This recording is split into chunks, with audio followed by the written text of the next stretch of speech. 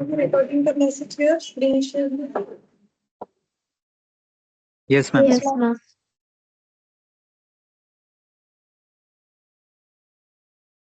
So last class में हम लोगों ने 5 तक किया था, ठीक है। पीडीएफ एक बार ना मेरे से ले लो, अगर मैंने नहीं दिया शायद, एक बार याद दिलाओ तो हम दे देंगे। इलस्ट्रेशन 6 यहाँ से स्टार्ट करेंगे, ठीक है। अच्छा देखो, उस क्वेश्चन में हम लोगों ने लास्ट क्लास में पढ़ा था कि कंपनी कैसे शेयर इशू करता है, पार बेसिस पे कैसे इशू कर सकता है। प्रीमियम का शायद कोई क्वेश्चन हम लोगों ने नहीं किया था, ठीक है, पार का ही किया था, ठीक है। आज हम लोग प्रीमियम वाला क्वेश्चन भी करेंगे। तो देखो यहाँ पर बोल रहा है on 1 October 2020 Pioneer Equipment Limited received application for 2,50,000 equity shares of 100 each to be issued at premium of 25% payable as।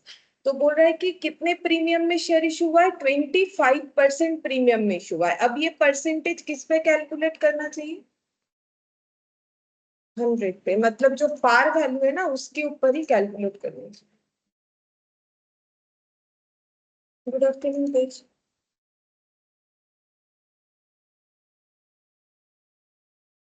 Good afternoon Tej. Good afternoon ma'am. देखो 25%, तो बोलो तो कितना प्रीमियम होगा फिर, 25। 100 पे अगर हम लोग 25% लगाते हैं तो कितना होता है, 25 प्रीमियम। अब क्वेश्चन ये है कि ये प्रीमियम हमें कब देना है, ठीक है, क्योंकि मैंने बोला था ना कि जो ओल्ड मेथड है उसमें कंपनी स्टेप वाइज पैसा लेती है। अब यहाँ पर क्वेश्चन बता दिया है कि प्रीमियम कहाँ इंक्लूडेड है, अलॉटमेंट में। लेकिन ऐसा भी हो सकता है कि क्वेश्चन में हमें बताया ही नहीं कि ये वाला पॉइंट गायब कर दे, मतलब ये रहे ही नहीं और हमें एजम्पशन लेना हो कि प्रीमियम कहाँ है। तो कहाँ एजम्पशन लेना चाहिए, ऑलवेज अलॉटमेंट में, ठीक है। तो देखो पहले ये नोट लिख लेते हैं, यहाँ क्वेश्चन में तो दिया हुआ है, एक नोट लिख लो कि अगर हम लोग को when premium, when share issued at premium, issued at premium, अगर शेयर प्रीमियम में इशू हुआ है, ठीक है, तो हम लोग को प्रीमियम पे जो करना है एज ए शेयर होल्डर, तो कब प्रीमियम पे करना है, इफ क्वेश्चन स्पेसिफाइड, अगर क्वेश्चन में ही बता दिया है कि कब प्रीमियम देना है, देन फॉलो द क्वेश्चन, ठीक है, देन फॉलो द क्वेश्चन। तब तो क्वेश्चन जो बोलेगा वही फॉलो करना है। अब वो अलॉटमेंट में बोलेगा तो अलॉटमेंट, एप्लीकेशन में बोलेगा तो एप्लीकेशन, इवन अगर कॉल में भी बोलेगा तो हमें वही मान के चलना है। लेकिन अगर क्वेश्चन कुछ नहीं बोला है, इफ क्वेश्चन नॉट स्पेसिफाइड, मतलब हमारे ऊपर दे दिया है कि कुछ भी मान सकते हो, तो हम लोग नॉर्मली क्या मानेंगे, always assumed to be received, assume to be in allotment, ये लिख दो, ठीक है,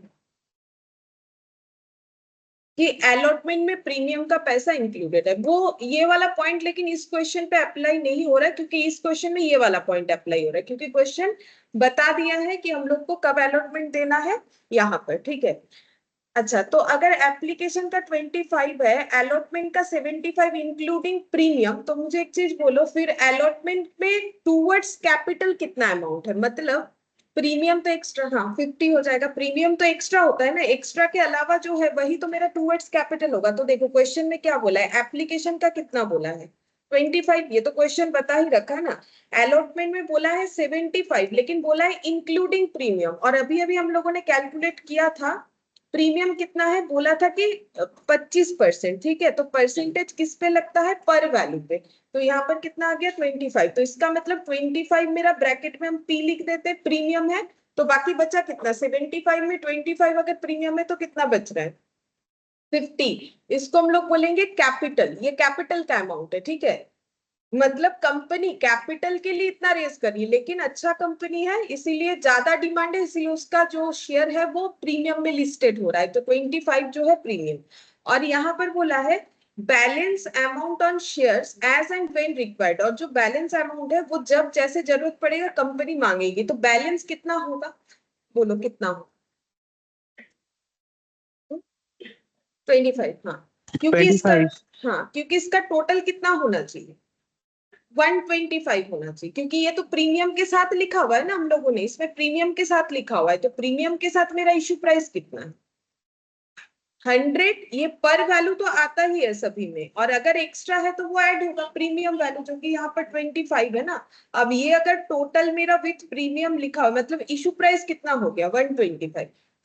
अब ये 125 मैंने क्यों लिखा? क्योंकि यहाँ पर तो प्रीमियम इंक्लूडेड है, तो टोटल अगर 125 है, ये दोनों का टोटल करके इससे बैलेंस करोगे तो कितना निकल के आए? 25। ठीक है, समझ में आ गया क्वेश्चन क्या दिया हुआ है? अब हम लोग को इसमें एंट्री पास करना है, देखते हैं क्या एंट्री बोला है। The share were allotted by the company on October 20, तो इस पे डेट लगाएंगे हम लोग क्योंकि क्वेश्चन में डेट है। And the allotment money was duly received on October 31st। Record journal entries in the books of the company to record the transaction in connection with the issue of shares. ठीक है, तो इन the books of, जो भी company का नाम है वो लिखना पड़ेगा। मेनली सोल्यूशन यहाँ से स्टार्ट हुआ, ये सब एग्जाम में भी तुम लोग कर सकते हो। ये जो यहाँ लिखा है ये तो नोट था ये, लेकिन साइड में करना है, ठीक है, एकदम ये स्टार्टिंग में नहीं करो। In the books of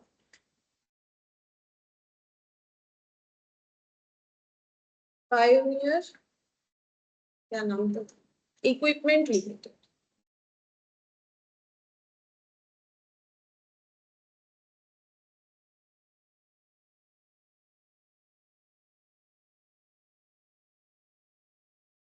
date का कॉलम, पर्टिकुलर्स, एमओ, एमओ। ठीक है, हम नैरेशन नहीं लिखवाएंगे, जैसे कि लास्ट क्लास में एक लिखवा दिया था नैरेशन, लेकिन लिखना पड़ेगा एग्जाम में। ठीक है, जब भी जर्नल का क्वेश्चन आएगा नैरेशन लिखना है। जब तक ना क्वेश्चन बोले कि मत लिखो, नैरेशन का जगह रख दो, बाद में घर पे जाके ना वहां पर एक एक लाइन जितना भी तुम लोग का जैसा हैंड राइटिंग है उस हिसाब से रख दो, लिख दोगे। अच्छा, सबसे पहले एप्लीकेशन का पैसा क्या होता है? ऑलवेज रिसिप्ट फिर ट्रांसफर, और बाकी जो भी इसके बाद कॉल होगा, अलॉटमेंट हो या जितना भी कॉल हो, उसमें सब में क्या होगा? पहले ड्यू, उसके बाद क्या होगा? रिसिप्ट। ठीक है, तो इसमें सबसे पहले रिसिप्ट होगा, तो रिसिप्ट होने से बैंक अकाउंट क्या होगा? डेबिट। अच्छा, हम लोग का डेट कौन सा लगेगा यहाँ पर? ये 1 अक्टूबर, देखो 1 अक्टूबर इशू हुआ था ये वाला। ठीक है, तो 1 अक्टूबर यहाँ पर, तो 1 अक्टूबर, ईयर है 2020, मैंने यहाँ पर लिख दिया 2020 October 1। ठीक है, लिखो बैंक अकाउंट डेबिट टू, किस चीज का पैसा मिलेगा सबसे पहले? Application, to equity share application.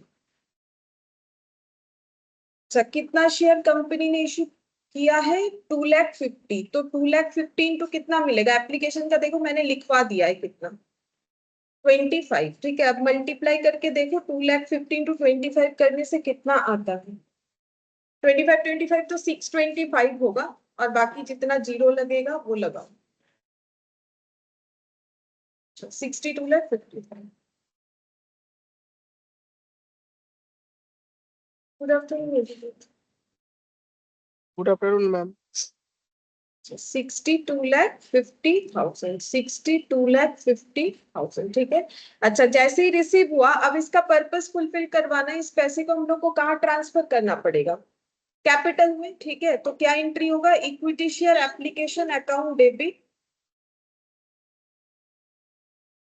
Equity share application account debit to equity share capital. हम शॉर्ट में लिख रहे हैं, ठीक है, तुम लोग पूरा लिख लो। Equity share capital 62,50,000। अच्छा, जितने लोगों का कैपिटल, जितने लोगों का एप्लीकेशन मनी कैपिटल में ट्रांसफर किया जाता है, उतने ही लोगों को अलॉटमेंट दिया जाता है। ठीक है, और ये देखो हुआ कब है? दिस शेयर्स वेयर अलॉटेड 20 अक्टूबर। ठीक है, तो यहाँ पर October 20 लिख लो, October 20 को ये। अगर क्वेश्चन में डेट रहेगा तो जर्नल एंट्री में डेट भी लिखना पड़ेगा यार, यहाँ यहाँ सब नैरेशन डालना पड़ेगा। बिना नैरेशन के लेकिन नंबर नहीं मिलेगा, तो उसी टाइम के अंदर नैरेशन लिखना है, आदत करना पड़ेगा तुम लोगों को। अच्छा, अब इसके बाद कौन सा पैसा ड्यू होगा? अलॉटमेंट का, तो अलॉटमेंट का ड्यू एंट्री करो।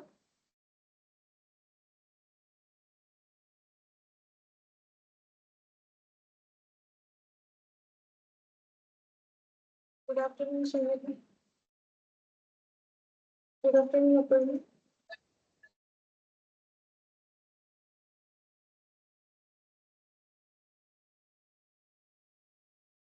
अच्छा, इसके बाद ड्यू करो। ड्यू एंट्री क्या होता है? Equity share. हाँ, अब जिनका भी एप्लीकेशन जो है एलोट कैपिटल में ट्रांसफर हुआ, उन्हीं से हम लोग ड्यू करेंगे। तो यहाँ सभी का हुआ है, सभी ने पैसा दिया, किसी का भी तो हम लोगों ने रिजेक्ट किया नहीं। तो equity share allotment account debit. अब क्या लिखोगे? यहाँ पर दो चीज आएगा, एक कैपिटल का पैसा और एक क्या आएगा? प्रीमियम का। तो प्रीमियम तो कंपनी के लिए प्रॉफिट है, तो वो क्या होता है? टू सिक्योरिटीज प्रीमियम अकाउंट, क्योंकि ऑल गेन्स आर क्रेडिटेड होता है। ठीक है, तो to equity share capital to securities premium. और ये एंट्री लिखने का सबसे आसान तरीका है, देखो हम लोगों ने वहां पर अमाउंट को बाइफरकेट किया ना, ये देखो यहाँ लिखा है ना, कैपिटल के टुवर्ड्स कितना जाएगा? 50, और प्रीमियम के टुवर्ड्स कितना जाएगा? 25। तो प्रीमियम वाला एंट्री कितने से होगा? 25 से, और कैपिटल वाला एंट्री कितने से होगा? 50 से होगा, into number of shares. Number of shares तो वही 2,50,000 है, उसमें तो कोई चेंजेस है नहीं। अब देख लो कितना होता है। ये तो फिर से वही 62,50,000 आएगा शायद, प्रीमियम वाला। 1,25,00,000। हाँ, और ये टोटल कितने से हो जाएगा? ये टोटल हो जाएगा हम लोग का 75 से। 75 इंटू 2,50,000 करके देखो कितना होता है।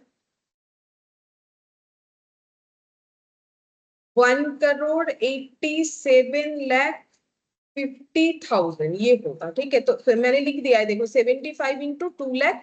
तुम लोग भी चाहो तो अभी ये लिख लो। ये सब लिखने से क्या होगा, जब भी कभी क्वेश्चन देखोगे तो समझ जाओगे कि कौन कौन सा वैल्यू से मल्टीप्लाई होके आंसर आया है। ठीक है, अच्छा, अब हम लोग को पैसा रिसीव करना पड़ेगा। और ऐसा कुछ भी नहीं बोला है कि किसी ने दिया है पैसा, नहीं दिया है, सिंपल। तो 31 अक्टूबर को ये पैसा रिसीव हो रहा है, तो अक्टूबर 31 को एंट्री करेंगे bank account debit to equity share allot. कितना लिखोगे? कितना रिसीव होगा? पूरा पैसा ही। प्रीमियम का पैसा भी मिलेगा, कैपिटल का भी मिलेगा। हम लोग को कुछ नहीं मिल रहा है ऐसा तो कुछ नहीं बोला है ना। 1,87,000, सॉरी 1,87,50,000 ये हो जाएगा।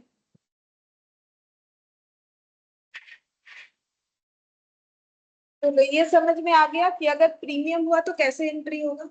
ठीक है,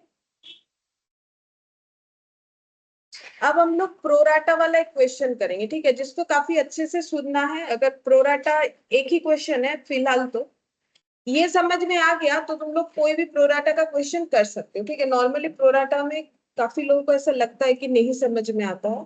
तो देखो हम लोग इस क्वेश्चन को थोड़ा सा कंसंट्रेशन के साथ सुनना पड़ेगा। देखो यहाँ पर बोला है प्रोराटा, याद है तुम लोग को प्रोराटा क्या? मैंने बताया था प्रोराटा मतलब क्या होता है? Over subscription. ठीक है, मतलब मैंने 100 शेयर इशू करने का सोचा था, लेकिन 120 एप्लीकेशन जमा हो गया। अब मेरे पास दो ऑप्शन है, या तो हम 20 एप्लीकेशन का पैसा रिफंड कर दे, या फिर हम क्या करेंगे कि जैसे मान लो इन्होंने दो एप्लीकेशन भरा, ठीक है, लेकिन हम इनको अलॉटमेंट देना चाहते हैं एक ही शेयर का। ठीक है, अब इन्होंने दो एप्लीकेशन का मान लो 2 रुपए करके मुझे 4 रुपए दिया। ठीक है, हम कौन है? कंपनी है। अब ये 4 रुपए दिया, लेकिन मैंने तो इनको एक ही शेयर अलॉटमेंट देने का सोच रखा है, तो मुझे इनसे कितना लेना चाहिए? दो। ठीक है, तो दो एक्स्ट्रा ले रखा है। अब मुझे अलॉटमेंट में इनसे 2 रुपए लेना है। ठीक है, तो हम इनको क्या बोल रहे हैं, हम अलॉटमेंट एक ही देंगे, लेकिन पैसा वापस नहीं करेंगे। जब अलॉटमेंट का बारी आएगा, मतलब जब हम 2 रुपए कॉल करने जाएंगे, तो आपको नहीं देना पड़ेगा, क्योंकि आपने पहले से ही मुझे एक्स्ट्रा 2 रुपए दे रखा है। इसको बोलते हैं प्रोराटा एडजस्टमेंट। ठीक है, कंपनी के पास दो ऑप्शन है, हम चाहे तो इनका 2 रुपए रिफंड कर देंगे, मेरा पॉलिसी है, वो पॉलिसी पहले प्रोस्पेक्टस में डिस्क्लोज करना पड़ेगा। और अगर हम बोलेंगे कि नहीं मुझे रिफंड नहीं करना है, मुझे नेक्स्ट कॉल के साथ एडजस्ट करना है, तो मुझे उस तरीके से एडजस्ट करना पड़ेगा। यहाँ पर वही वाला चीज करना पड़ेगा हम लोग को। ठीक है, तो देखो इस क्वेश्चन में क्या बोला है। JHP limited is a company with an authorise share capital. Authorise last class में बता दिया था, जिससे ज्यादा कंपनी मार्केट में शेयर इशू नहीं कर सकती, या फिर उससे ज्यादा कैपिटल जो है मार्केट से रेज नहीं कर सकती। बोला है 10 lakh equity shares, 10 each of which 6 lakh shares had been issued and fully paid on।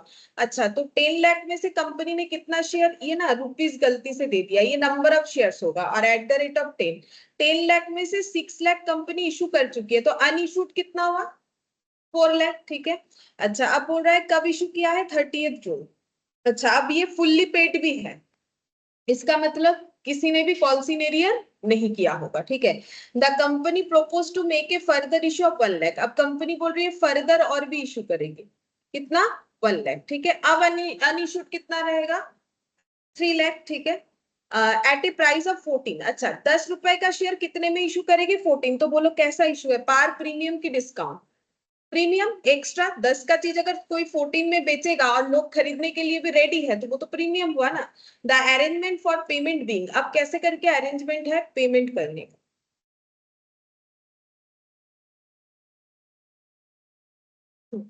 देखो बोल रहा है 2 per share payable on application to receive by 1 July, ठीक है। 1 जुलाई के अंदर हमें कितना दे देना है, अगर शेयर खरीदना है इस कंपनी का तो 1 जुलाई के अंदर कितना देना पड़ेगा, एक एक एप्लीकेशन पे 2 रुपए करके, ठीक है। तो हम एक एक चीज नोट डाउन कर लेते हैं ताकि बार बार क्वेश्चन ना देखना पड़े, क्योंकि क्वेश्चन काफी बड़ा है। तो 1 जुलाई हम लोग को क्या मिलेगा,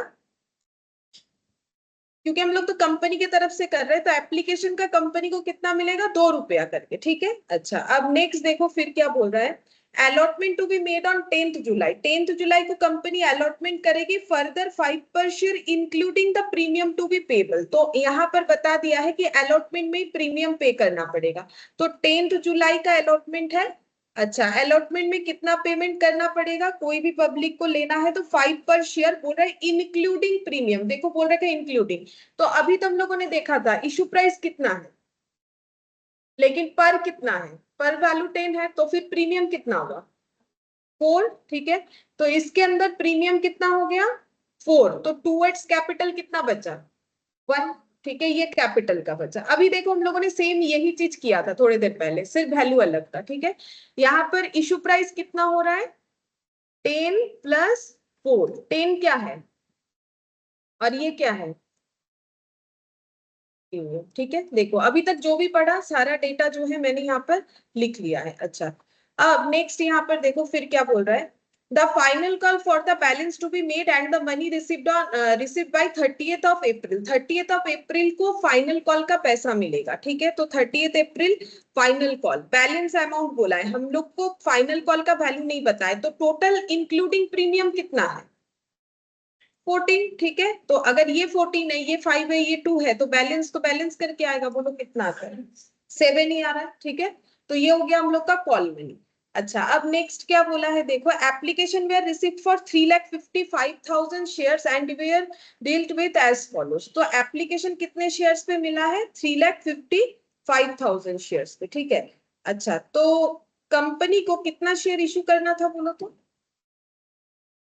1 लाख था ना, एक सेकेंड, 1 लाख, हाँ। ये देखो ये वाला फर्दर इशू का ही तो हमें बोला है ना, ये तो पहले हो चुका है, तो हम लोग को कौन सा लेना है, ये 30 जून, हम लोग तो जुलाई वाला कर रहे हैं, तो हम लोग का कौन सा शेयर है, 1 लाख, ठीक है। तो कंपनी को इशू करना था 1 लाख, तो इसको भी इधर लिखते हैं, इशू कितना करना था, इशू नंबर ऑफ शेयर्स कितना था, 1 लाख, ठीक है। और इसके अगेंस्ट में कंपनी ने एप्लीकेशन कितना रिसीव किया, एप्लीकेशन रिसीव कर लिया है 3,55,000, क्या बन गया है, ओवर सब्सक्रिप्शन, ठीक है। ये हम लोग का बन गया ओवर सब्सक्रिप्शन, ये जस्ट समझने के लिए, एग्जाम में ये सब लिखना नेसेसरी नहीं है, ओवर सब्सक्रिप्शन हो गया। अब कैसे कंपनी एडजस्ट करेगा, तो बोल रहा है applicants for 5,000 share received full allotment, मतलब यहाँ पर ना कंपनी ने टोटल 3 पार्ट्स में ये शेयर का कंसेप्ट को डिवाइड कर दिया, बोल रहा है कि पहले जो 5,000 एप्लीकेंट्स हैं उनका फुल अलॉटमेंट हो जाएगा, ठीक है। मतलब 5,000 लोगों ने जितने शेयर्स के लिए अप्लाई किया है सारे शेयर्स पे उनको अलॉटमेंट मिलेगा। फिर दूसरा कैटेगरी, मतलब इनको कोई रिफंड करना पड़ेगा कंपनी को या एडजस्ट करना पड़ेगा, नहीं, क्योंकि फुल अलॉटमेंट है। फिर बोल रहा है 30,000 shares received on allotment of 1 shares for every 2 applied for, no money was return to this applicants, the surplus और application money being used to reduce the amount due on allotment, बताते। देखो बोल रहा है इसके बाद जो 30,000 एप्लीकेंट्स है उनके साथ कंपनी ने क्या ट्रीट किया है, बोल रहा है रिसिप्ट जो हुआ है एप्लीकेशन में पैसा, ठीक है, and allotment of 1 shares for every 2 applied, मतलब अगर किसी ने 2 शेयर्स के लिए अप्लाई किया है तो उनको कितना शेयर्स का अलॉटमेंट मिलेगा, 1 शेयर, ठीक है। मतलब कंपनी के पास एक्स्ट्रा पैसा रहेगा कि नहीं रहेगा? जब लिया है 2 एप्लीकेशन का पैसा, लेकिन बोल रहा है एक ही शेयर अलॉट करेगा, तो इसका मतलब एक एक शेयर पे एक्स्ट्रा पैसा ले रखा है, लेकिन बोल रहा है ये पैसा रिटर्न नहीं होगा, no money was return to this applicants. तो फिर क्या होगा? तो फिर एडजस्ट करना पड़ेगा। Surplus on application being used to reduce the amount due on allotment, मतलब अलॉटमेंट में जो पैसा मिलेगा उस अमाउंट को रिड्यूस करने के लिए ये यूज किया जाएगा। जैसे अभी मैंने तुम लोग को थोड़ी देर पहले एग्जांपल दिया था, मैंने अलॉटमेंट भी 2 रुपए रखा था, मान लो मैंने अलॉटमेंट 3 रुपए रखा होता, तो अभी हम जब उनसे पैसा मांगते तो कितना मांगते? 1 ही रुपए मांग सकते थे, 2 रुपए एक्स्ट्रा था। तो ये वही बोल रहा है कि अलॉटमेंट के रिसीवेबल अमाउंट को रिड्यूस करने में जो है ये पैसे को काम में लगाया जाएगा, ठीक है। तो इनका कैटेगरी हो गया, इनका देखो जितना शेयर है उतना अलॉटमेंट, और इनका क्या है? इनका है 2 शेयर्स के लिए 1 अलॉटमेंट, ये जो कैटेगरी है सेकेंड वाला, ठीक है। अच्छा, अब उसके बाद ये देखो, applicants for 3,20,000 shares received an allotment of 1 shares for every 4 applied, मतलब अगर 4 शेयर के लिए अप्लाई किया है तो कितना अलॉटमेंट मिलेगा? 1 शेयर का, ठीक है। अब बोल रहे हैं the money due on allotment was retained bye the company, बोल रहा है कि अलॉटमेंट में जो पैसा मिलने वाला है उस पैसे के साथ इस एक्स्ट्रा पैसे को एडजस्ट कर देंगे, लेकिन उसके बाद भी कुछ अगर एक्स्ट्रा हो जाता है, the excess being return to the applicant. जैसे मान लो मैंने बोला कि वो 2 रुपए एक्स्ट्रा था, ठीक है, मान लो अलॉटमेंट का 1 रुपया था और मैंने बोला कि हम अलॉटमेंट तक ही एडजस्ट करेंगे, उसके बाद एक्सेस होगा तो दे देंगे। तो जब अलॉटमेंट का टाइम आएगा तो उनको मुझे कितना देना था? 1 रुपया। मैंने उनका कितना ले रखा है? 2 रुपया। तो मुझे उनको बाकी 1 रुपया क्या करना पड़ेगा? रिटर्न करना पड़ेगा। अगर ऐसा कोई कंसेप्ट रखा और अगर हम ये बोलेंगे नहीं, हम उसके बाद जो कॉल है उसमें भी वो 1 रुपया एडजस्ट करेंगे, तो वो भी कर सकते हैं।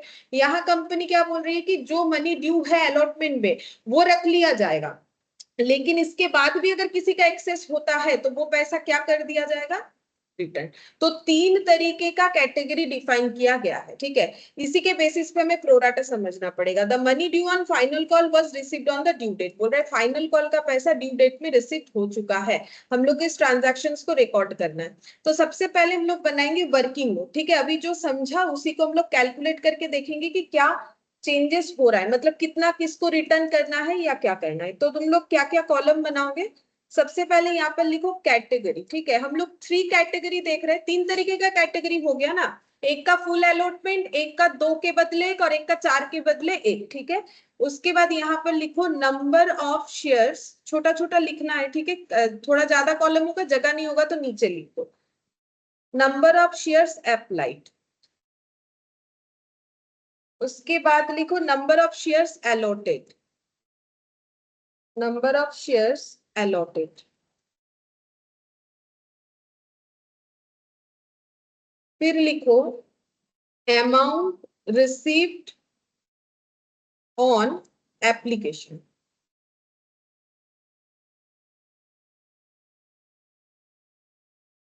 Amount required on allotment.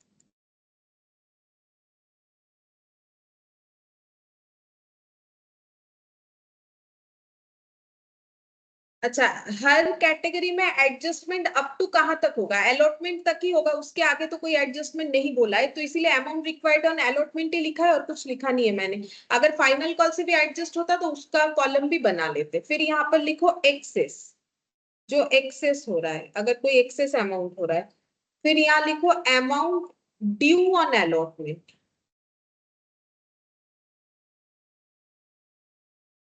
उसके बाद amount can be received on, amount can be received on allotment और refund। एग्जाम में अगर कॉलम याद ना रहे कोई बात नहीं, तुम लोग नॉर्मल एक एक शेयर्स का कंसेप्ट के हिसाब से भी लिख सकते हो।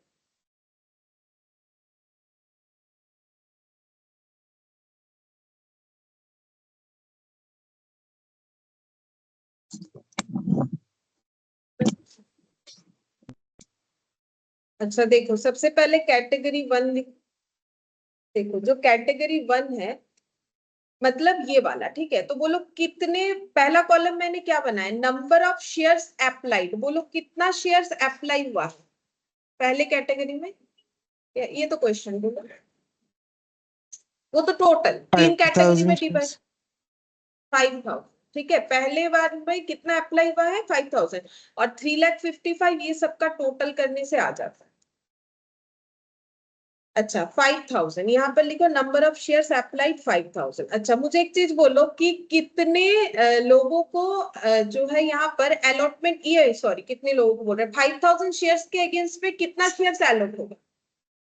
फुल होगा। ये कैसे समझ में आ रहा है? क्वेश्चन पढ़ के समझ में आ रहा है कि यहाँ पर जो एप्लीकेंट्स है उन्हें फुल्ली अलॉटमेंट दे दिया जाएगा। तो ये 5,000 शेयर्स के अगेंस्ट में 5,000 ही अलॉटमेंट होगा। ठीक है, पहले इतना समझते हैं। फिर सेकेंड वाले कैटेगरी में देखो कितने लोगों ने शेयर्स के लिए अप्लाई किया है 30,000। और यहाँ पर बोला है कि अलॉटमेंट कैसे दिया जाएगा? क्या 30,000 पे 30,000 का ही अलॉटमेंट होगा? नहीं, क्या बोला है? तो तुम लोग बताओ फिर कितना अलॉटमेंट होगा? 15,000 होगा, क्योंकि 2 शेयर्स अप्लाई करने के लिए एक अलॉटमेंट, एक के लिए 1/2, तो 30,000 के लिए कितना हो जाएगा? हाफ। ठीक है, 15, तो हम लोग क्या लिखेंगे 30,000 डिवाइडेड बाई 2। यहाँ पर लिखो 30,000 इंटू हाफ या डिवाइडेड बाई 2, जो लिखना है लिखो 15,000 हो जाएगा।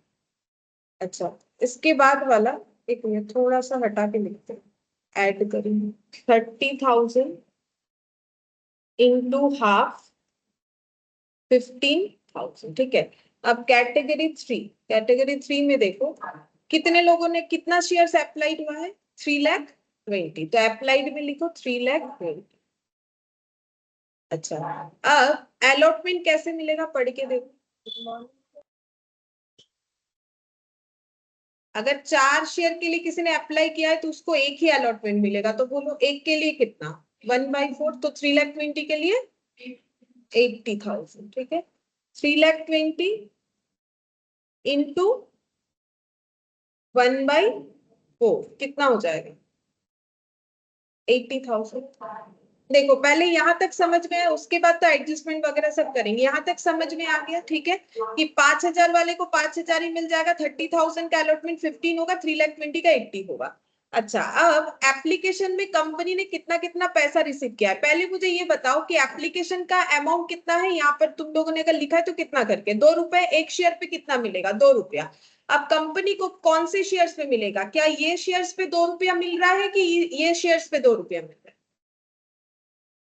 बोलो। अप्लाइड पे। ठीक है, क्योंकि मैम जब जो लोग allotted अप्लाइड पे मिलेगा, एलोटेड पे नहीं, अप्लाइड पे मिलेगा, क्योंकि तभी तो रिफंड होगा। एप्लीकेशन का पैसा तो जितने लोगों ने एप्लीकेशन भरा है, जितना सारा एप्लीकेशन आया है सभी पे मिला होगा। तो अब यहाँ पर जो कॉलम बना हुआ है कि कितना अमाउंट हम लोगों ने रिसीव किया, तो 5,000 इंटू 2, ठीक है कितना हो जाएगा 10,000।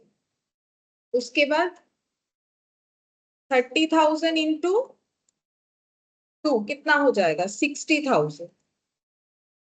अच्छा 3,20,000 इंटू 2 कितना हो जाएगा 6,40,000। ठीक है, लेकिन क्या कंपनी को इतना पैसा रिसीव करना था? नहीं, इतना पैसा तो रिसीव नहीं करना था। तो इसका मतलब जो एक्सेस अमाउंट होगा वो अलॉटमेंट तक ही एडजस्ट होगा, चाहे कोई भी कैटेगरी में जाओ, और अगर एक्सेस होता है तो रिफंड हो जाएगा। ठीक है, अच्छा अब हम लोग को देखना है कि एक्सेस पैसा तो सिर्फ अलॉटमेंट तक ही एडजस्ट होगा, इसलिए मैंने सिर्फ अलॉटमेंट का कॉलम बनाया।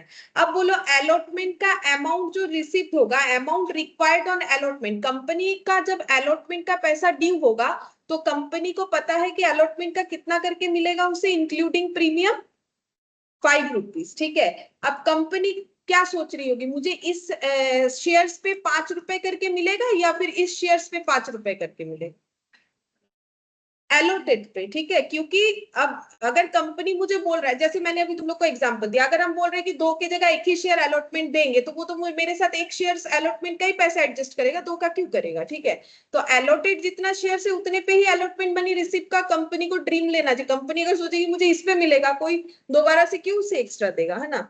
तो यहाँ पर कितना कितना लिखोगे बोलो 5,000, पहले वाले तो 5,000 ही आ जाएगा, 5,000 इंटू कितना लिखोगे 5,000 इंटू, अच्छा एक मिनट रुको, ये ना मैंने थोड़ा सा ये लैंग्वेज गलत लिख दिया, एक सेकंड एक सेकंड, इसको पहले लिखो अमाउंट रिक्वायर्ड ऑन एप्लीकेशन, पहले इसका एप्लीकेशन लिखना पड़ेगा, उसके बाद उसको चेंज रुको यहाँ पर, तब तो एक्सेस पता चलेगा ना। अमाउंट रिक्वायर्ड ऑन एप्लीकेशन, उसके आगे वाला है अमाउंट रिसीव्ड ऑन एप्लीकेशन, ठीक है, मेरा थोड़ा गलत लिखना हो गया।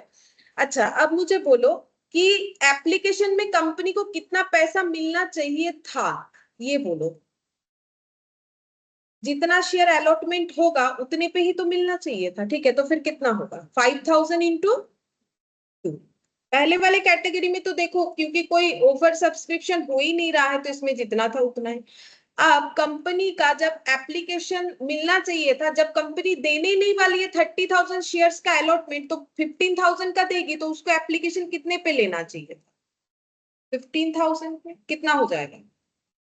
30,000, और 80,000 पे कितना लेना चाहिए था? 1,60,000।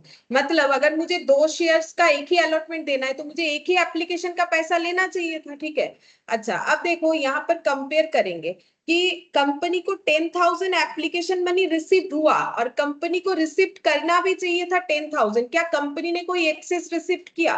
नहीं, तो यहाँ पर क्या हो गया? 0, एक्सेस कुछ भी नहीं है। अब फिर से देखो, कंपनी को एप्लीकेशन मनी रिसीव हुआ 60,000, लेकिन क्योंकि कंपनी 15,000 शेयर ही अलॉट करने वाली है, तो कंपनी को कितना एप्लीकेशन मनी रिसीव होना चाहिए था? 30,000। तो कंपनी ने एक्सेस कितना रिसीव कर लिया? 30,000। यहाँ लिख लो, नहीं तो 30 कंफ्यूज हो जाओगे। 60,000 माइनस 30,000 इक्वल कितना हो जाएगा? 30,000। और ये लास्ट वाला, कंपनी ने रिसीव कर लिया है 6,40,000, लेकिन जब देना ही नहीं है 3,20,000 का अलॉटमेंट, 80,000 का अलॉटमेंट देना है, तो एप्लीकेशन कितना लेना चाहिए था? 1,60,000। तो फिर एक्सेस कितना हुआ बोलो? 6,40,000 माइनस 1,60,000 कितना हो जाएगा? 4,80,000। बोलो यहाँ तक समझ में आया कि हम लोगों ने एक्सेस कितना लिया? या फिर तुम लोग ऐसे भी कर सकते हो, देखो अगर ऐसा चाहो ऐसे भी कर सकते हो। 30,000 और इधर कितना है 15,000। अगर अलॉटमेंट 15,000 देना है तो 30,000 शेयर्स का जो हम लोगों ने एप्लीकेशन लिया है, तो उसमें एक्सेस कितना ले लिया होगा? 15,000 शेयर पे एक्सेस पैसा लिया होगा, तो 15,000 इंटू 2 कितना हो जाएगा? 30, ठीक है।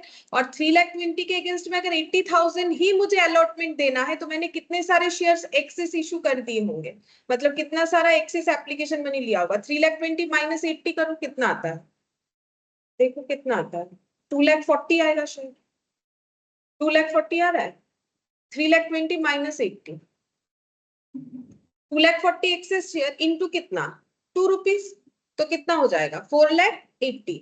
जैसा भी करोगे आंसर आ ही जाएगा, मतलब समझने से मतलब है। अब तुम लोग नंबर ऑफ शेयर से मल्टीप्लाई करो या अमाउंट लिख के मल्टीप्लाई करो, ठीक है। बोलो ये समझ में आया या फिर यहाँ तक कोई डाउट है? नहीं है, क्लियर है यहाँ तक सबको?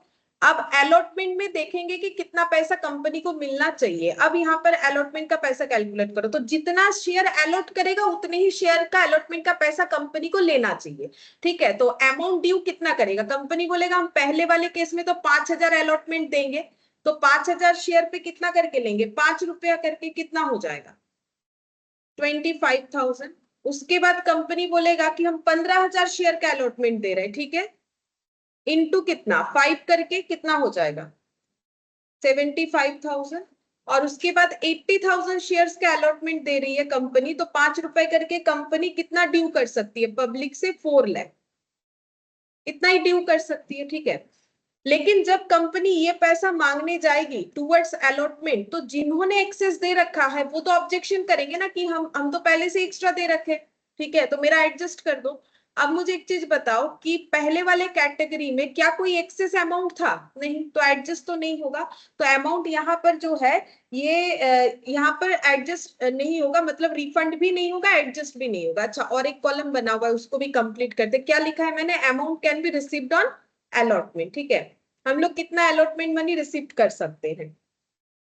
तो यहाँ पर कितना रिसीव कर सकते हैं बोलो? 5,000 इंटू 5 भी रिसीव कर सकते हैं, ठीक है।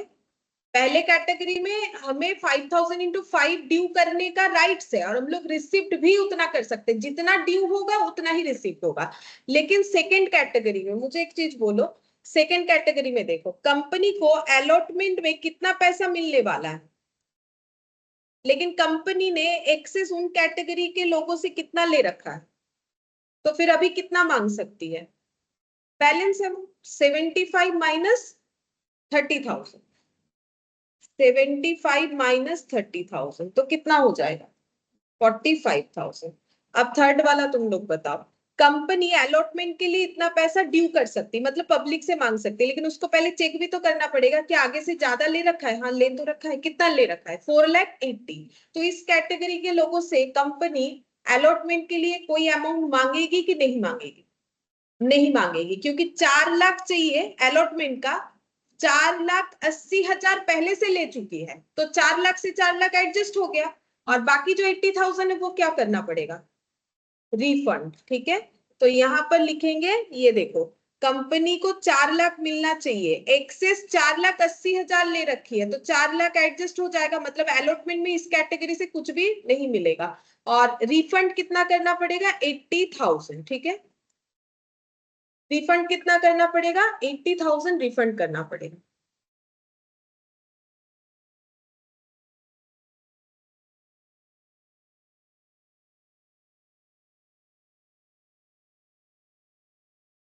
बोलो समझ में आ गया? और एक बार बता देते हैं, देखो थोड़ा सा टफ है तो हम और एक बार बता देते हैं। देखो पहला वाला केस क्या था, कंपनी के पास 5,000 शेयर का एप्लीकेशन आया, कंपनी बोल रही है हम 5,000 शेयर का ही अलॉटमेंट दे देंगे, तो इस केस में ना कोई हमें प्रोराटा करने को मिलेगा ही नहीं। 5,000 शेयर था, 5,000 का ही अलॉटमेंट हो गया, तो कोई प्रोराटा नहीं। तो 5,000 शेयर पे एप्लीकेशन मनी मिला 10,000, मिलना चाहिए था 10,000, मिला भी है 10,000, कोई एक्सेस मनी नहीं रिसीव हुआ। अलॉटमेंट में कितना मिलना चाहिए था? 5,000 इंटू 5 करके 25, और हम लोगों ने उतना ही रिसीव किया है, कोई रिफंड नहीं होगा। मतलब पहला वाला कैटेगरी तो आसान है। सेकंड वाला देखो, यहाँ पर 30,000 शेयर्स के लिए एप्लीकेशन आया है, ठीक है, लेकिन अलॉटमेंट कितने शेयर्स पे मिलेगा? 15,000। तो हम लोगों ने 30,000 शेयर्स पे 2 रुपीज करके कितना रिसीव कर लिया है? 60,000। लेकिन हम लोग को करना कितना चाहिए था? 15,000 शेयर्स पे ही 2 रुपए रखना चाहिए था, कितना? 30,000। तो हम लोग को 30,000 क्या कर देना चाहिए था? रिफंड। लेकिन कंपनी बोल रही हम रिफंड नहीं करेंगे, बाद में जब अलॉटमेंट का पैसा ड्यू होगा वो एडजस्ट करेंगे। अब हम अगर अलॉटमेंट देना चाहते हैं 15,000 शेयर में, तो 15,000 में 5 रुपए करके मुझे कितना अलॉटमेंट में रिसीव होना चाहिए? 75। और जब हम ड्यू करेंगे 75, तब मुझे दिखेगा कि अच्छा मैंने तो पहले से ही 30,000 एक्स्ट्रा ले रखा है, तो मुझे कितना भी अलॉटमेंट में मांगना चाहिए? 45,000। देखो वही आया है हम लोग 45,000। ठीक है, सिंपल ऐसे लिख के भी कर सकते हो, कॉलम करके करना जरूरी नहीं है। फिर इसके बाद वाला देखो, यहाँ पर ये देखो, ये वाला 3,20,000 का एप्लीकेशन आ गया, ठीक है, तो कंपनी को 2 रुपए करके कितना मिल गया होगा? 6,40,000। अब कंपनी बोल रही नहीं, हम तो 80,000 शेयर्स का ही अलॉटमेंट देंगे इन लोगों को, तो 80,000 पे 2 रुपीज करके कंपनी को कितना रिसीव करके रखना चाहिए था? 160। तो कंपनी ने कितना एक्स्ट्रा ले लिया है? बोलो 80,000। ठीक है, नहीं मैंने शायद माइनस गलत किया, 4,80,000 ना, 4,80,000, 4,80,000 कंपनी ने एक्सेस लिया है। अब कंपनी बोल रही है हम अलॉटमेंट के साथ एडजस्ट कर देंगे, और अगर एक्सेस हुआ तो रिफंड कर देंगे। तो अब अलॉटमेंट में कंपनी कितना पैसा मांग सकती है? जितना शेयर अलॉट करेगी उन्हीं से पैसा मांग सकती है। तो 80,000 इंटू 5, कंपनी अलॉटमेंट में कितना मांगेगी? 4 लाख। अब जैसे ही मांगने जाएगी देखेगी हम तो पहले से ही 4,80,000 लेके बैठे हैं, तो 4 लाख के साथ 4 लाख एडजस्ट कर देगी, और 80,000 को क्या कर देगी? रिफंड, क्योंकि बोला है कि सिर्फ अलॉटमेंट में एडजस्ट करो। उसी को मैंने ऐसे करके दिखाया है। ये कॉलम तो देखो वैसे रट नहीं सकते हो, समझ के याद रखना पड़ेगा, नहीं याद रखोगे अभी मैंने जैसे दिखाया वैसे तुम लोग कैटेगरी 1 नीचे लिख दो, फिर कैटेगरी 2 नीचे लिख दो, जो अभी मैंने यहाँ पर दिखाया वैसे करके भी किया जा सकता है। अब एंट्री करने बोला है, ठीक है, चलो एंट्री करो। In the books of JHP limited, ऐसा कुछ नाम था, हाँ, इन the books of JHP limited, in the books of JHP limited. अच्छा, 21 ऑफ जुलाई, देखो डेट मैंने लिखवाया है यहाँ पर, यहाँ पे, ठीक है। तो एप्लीकेशन का पैसा रिसीव होगा, बोलो क्या एंट्री होगी? Bank account debit to equity share application. अब यहाँ पर हमें एक एक कैटेगरी में आंसर नहीं लिखना है, सारा मिला के लिखना है, ठीक है। तो बोलो कंपनी ने पहले जब शेयर जो है इशू किया, कितना सारा एप्लीकेशन आया, ये कितना होता है, टोटल करके देखो, क्वेश्चन में दिया हुआ भी है 3,55,000, ठीक है। इतने पे एप्लीकेशन आया, 3,55,000 नंबर ऑफ शेयर्स पे एप्लीकेशन आया, ठीक है। तो 3,55,000 इंटू 2, एप्लीकेशन तो 2 रुपीज करके कितना हो रहा है, 7,10,000 एप्लीकेशन का पैसा आ गया। अब हम लोग अलॉटमेंट देंगे जो कि जुलाई 10 को दे रहे हैं, तो ये सारा पैसा हमें कहाँ ट्रांसफर करना पड़ेगा, कैपिटल में। लेकिन क्या सारा पैसा कैपिटल में जाएगा? नहीं, सिर्फ 1,00,000 शेयर्स पे पैसा कैपिटल में जाएगा। क्यों? क्योंकि कंपनी अलॉटमेंट कितने शेयर्स का दे रही है, अपना कॉलम ऐड करो अलॉटमेंट वाला, देखो 15 और 5 कितना होता है, 20 और 80 कितना होता है, 1,00,000। क्वेश्चन तो वही बोला था, 1,00,000 शेयर इशू करने गई थी, इतना सारा शेयर जो है अप्लाइड हो गया, मतलब ओवर सब्सक्रिप्शन हो गया। वही तो देखो यहाँ पर लिखा था मैंने, ठीक है। तो कितना शेयर कैपिटल में ट्रांसफर करेगी, कितना शेयर कैपिटल बनाएगी, 1,00,000 पे, ठीक है। तो यहाँ पर लिखेंगे equity share application account debit, application account debit. ये अमाउंट कितना होगा, जितने से क्रेडिट हुआ था उतने से ही डेबिट हो जाएगा, तब ना जाके कैंसिल होगा। टू क्या लिखेंगे, to equity share capital, towards capital कितना जाएगा, जितना हम लोग कैपिटल में ट्रांसफर कर सकते हैं, जितना हमारा राइट्स है। तो 1,00,000 शेयर का अलॉटमेंट देंगे, उतना ही कैपिटल में दिखा सकते हैं एप्लीकेशन का पैसा, तो हो गया 2,00,000, ठीक है। लेकिन ये तो मैच नहीं हो रहा है, मैच तो होगा नहीं, क्योंकि 7,10,000 में से 2,00,000 कैपिटल में ट्रांसफर करेंगे, बाकी पैसे में से जो है अलॉटमेंट में एडजस्ट होगा और कुछ अमाउंट रिफंड होगा। तो जो रिफंड हुआ वो अमाउंट कितना आया बोलो, 80,000। अभी तो हम लोगों ने 2 बार कैलकुलेट करके देखा कि ये पूरे कैटेगरी में रिफंड अमाउंट कितना आया, 80,000। तो लिखो टू बैंक 80,000, ठीक है। फिर भी मेरा मैच नहीं हो रहा है, क्योंकि बाकी अमाउंट हम लोगों ने कहाँ एडजस्ट करना है, अलॉटमेंट में। तो अलॉटमेंट में हम लोगों ने कितना एडजस्ट किया है बोलो, तो 2 कैटेगरी में एडजस्ट हुआ है। कौन सा कॉलम ऐड करने से तुम लोग को पता चलेगा कितना एडजस्ट हुआ है अलॉटमेंट में, बोलो।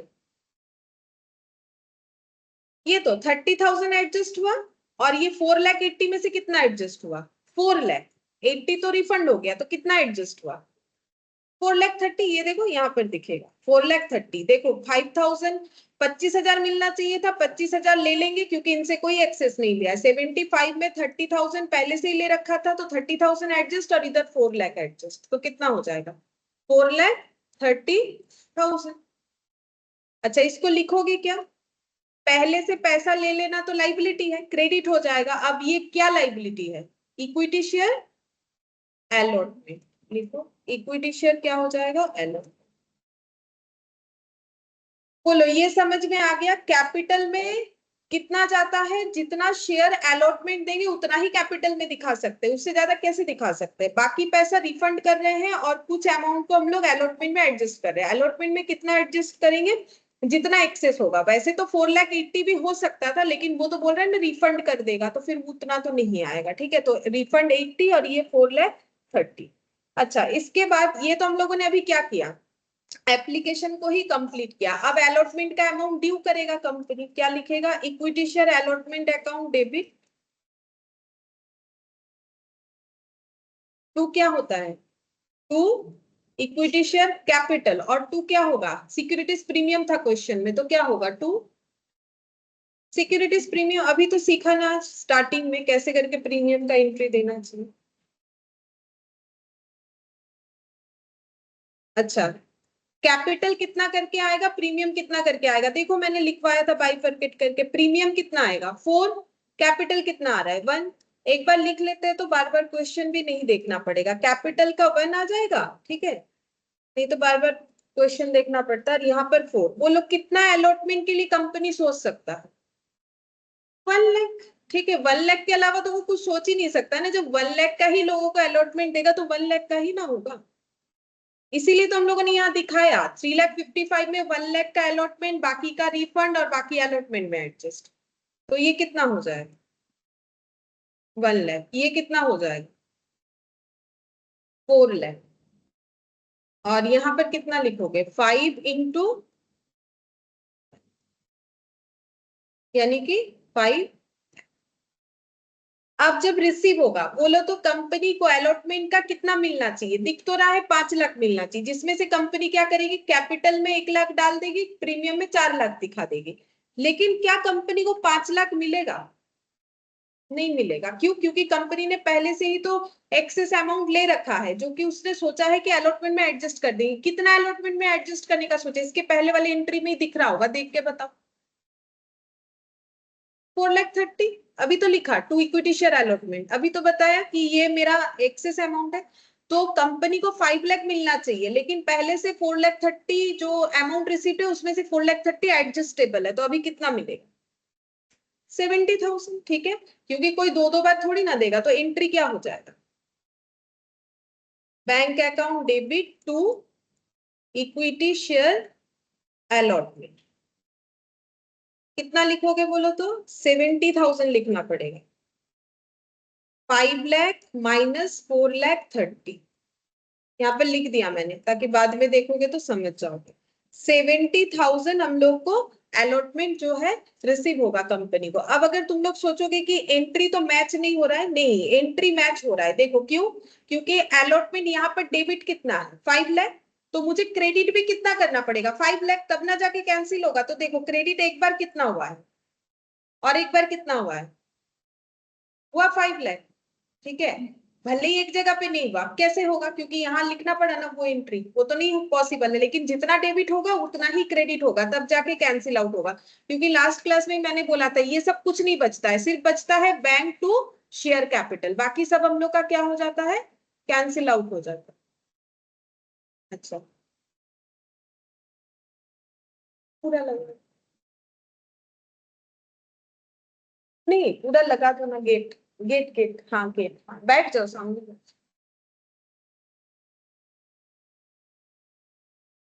अच्छा, इसके बाद कौन सा होगा? इसके बाद कौन सा होगा बोलो? ट्रैफिक बहुत आ रहा है। ठीक है, फाइनल कॉल। अब कौन सा होगा? फाइनल कॉल होगा ना। तो बोलो फाइनल कॉल का कौन सा एंट्री होता है पहले? ड्यू। तो ड्यू एंट्री करो।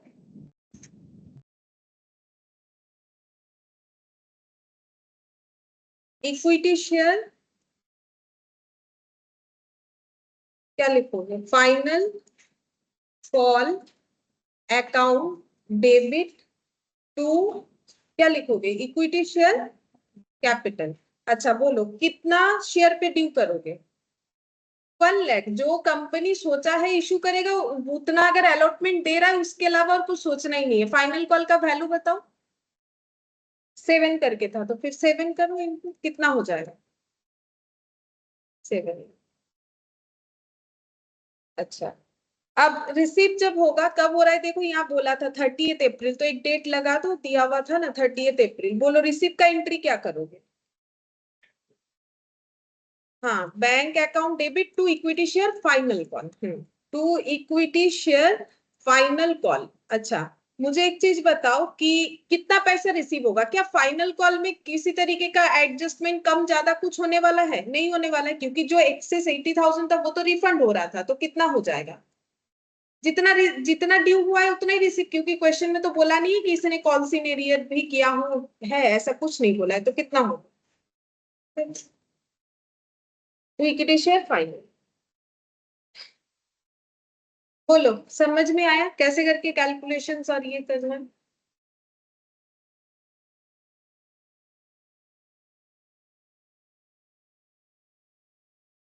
ये लेकिन प्रोराटा का क्वेश्चन काफी ठीक ठाक ही है। ठीक है, बहुत सारा चीज कवर अप किया है, तो इससे एक अच्छा खासा जो है नॉलेज बिल्डअप हो जाएगा। हाँ, कभी कभी ऐसा भी होता है, ये 80,000 आगे वाले पे रिफंड किया जाता है। मान लो कि ये 80,000 हम तुम लोगों से क्वेश्चन पूछ रहे हैं, मान लो कि ये 80,000 हम लोगों का कॉल में एडजस्ट होता, तो इसका एंट्री क्या होता? पहला बात है यहाँ टू बैंक की जगह क्या होता? अगर हम रिफंड नहीं करके इसको फाइनल कॉल में एडजस्ट करेंगे तो क्या लिखते? टू फाइनल कॉल लिखते जैसे मैंने अलॉटमेंट लिखा था, ठीक है। अब जब फाइनल कॉल का पैसा रिसीव होता तो मुझे कितना दिखाना पड़ता, 7 लाख माइनस 80,000, ठीक है, उतना हम लोग कम करके दिखाते। अगर इसमें भी एडजस्ट होता तो क्वेश्चन अगर ऐसे बोलेगा तो ऐसे एडजस्ट कर देंगे। तो एडजस्टमेंट जैसे अलॉटमेंट में होगा वैसे ही फाइनल कॉल में भी हो सकता है, बस नाम अलग हो जाए। ठीक है, चलो अब नेक्स्ट क्वेश्चन करते हैं, इलास्ट्रेशन 8। देखो यहाँ पर क्या बोला है, देखो इसमें बोला है Shreyas limited did not receive the first call on 10,000 equity shares. ये ना कॉल्स इन एरियर का है, ठीक है। बोल रहा है श्रेयस लिमिटेड को 10,000 शेयर्स पे जो है फर्स्ट कॉल नहीं मिला। कितना है फर्स्ट कॉल, 3 पर share, which was due on 1 July. This amount was received on 1 अप्रैल, ठीक है। अब हम लोग को बोला है open calls in arrear account and generalized the entries in the books of the company on 1 जुलाई 2020 एंड 1 अप्रैल 2021। अच्छा, मुझे एक चीज बोलो कि अगर कंपनी को पैसा नहीं मिला तो कंपनी के लिए प्रॉफिट है कि लॉस है? लॉस है, ठीक है। कंपनी को पैसा नहीं मिला तो लॉस है। तो कंपनी ये लॉस कब बुक करेगी, 1 जुलाई को, क्योंकि उसने जब ड्यू किया उसके बाद बोला कि उसको ये पैसा नहीं मिला, ठीक है। तो चलो एंट्री करो, in the books of Shreyas limited लिखो, in the books of Shreyas limited 1 जुलाई 2020, ठीक है। अच्छा बोलो, अगर अमाउंट नहीं मिला उसको हम लोग क्या बोलते हैं, लास्ट दिन मैंने एक बार बताया था, कॉल्स इन एरियर, ठीक है। तो कॉल्स इन एरियर डेबिट होगा क्योंकि वो मेरा लॉस है, तो लिखो calls in arrear account debit to, क्या लिखना पड़ेगा बोलो तो? नहीं, शेयर कैपिटल नहीं होगा। देखो बात समझो, जब यहाँ देखो ये वाला अगर फाइनल कॉल ड्यू होता है तो क्या एंट्री होता है, final call to equity share capital, और जब पैसा मिल जाता है तो क्या होता है, bank to equity share final call. अब ड्यू तो कंपनी ने भी किया होगा, लेकिन जब उसने रिसीव का एंट्री डालने का सोचा तब देखा पैसा ही नहीं मिला, तब बैंक की जगह क्या लिखेगा, कॉल्स इन एरियर। और ये थोड़ी ना चेंज होगा, ये तो मैंने डेबिट किया था, ये तो मुझे क्रेडिट करना ही पड़ेगा, कैंसिल करना पड़ेगा। अगर पैसा मिलता है तो bank to equity share capital, नहीं मिला तो calls in arrear to equity share capital. तो मुझे क्या लिखना पड़ेगा, calls in arrear account debit to equity share, क्या लिखना पड़ेगा, फाइनल, नहीं फर्स्ट कॉल था शायद, इनका नाम क्या था वही लिखना, फर्स्ट कॉल, ठीक है। तो to equity share first call ये लिखना पड़ेगा।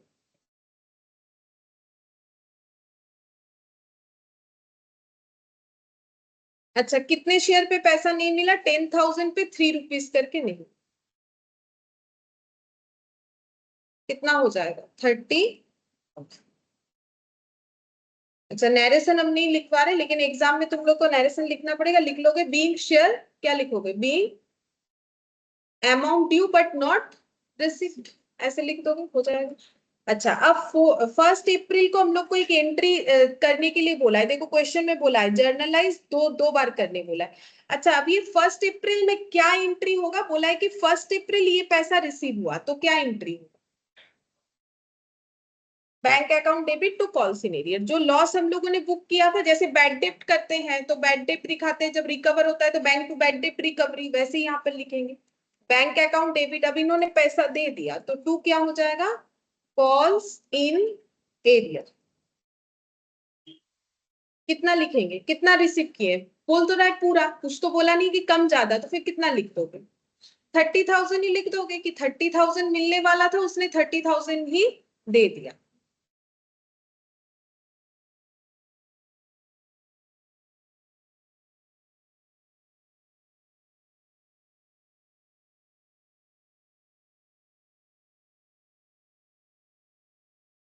ठीक है, तो जब भी कॉल्सिन एरियर का एंट्री होगा तो हम लोग को ये पास करना है, डायरेक्टली इक्विटी शेयर कैपिटल नहीं होगा, क्योंकि सोच लो दिमाग में, जब ड्यू एंट्री होगा तब कैसे होगा, फाइनल कॉल या कोई भी कॉल हो, equity share call to equity share capital receive होने से बैंक टू इक्विटी शेयर जो है हम लोग का फाइनल कॉल या कॉल जो भी रहेगा। अब जब रिसीव नहीं होगा तो बैंक की जगह पे कॉल्सिन एरियर आना चाहिए। अच्छा, ये छोटा सा क्वेश्चन था, चलो अब इलास्ट्रेशन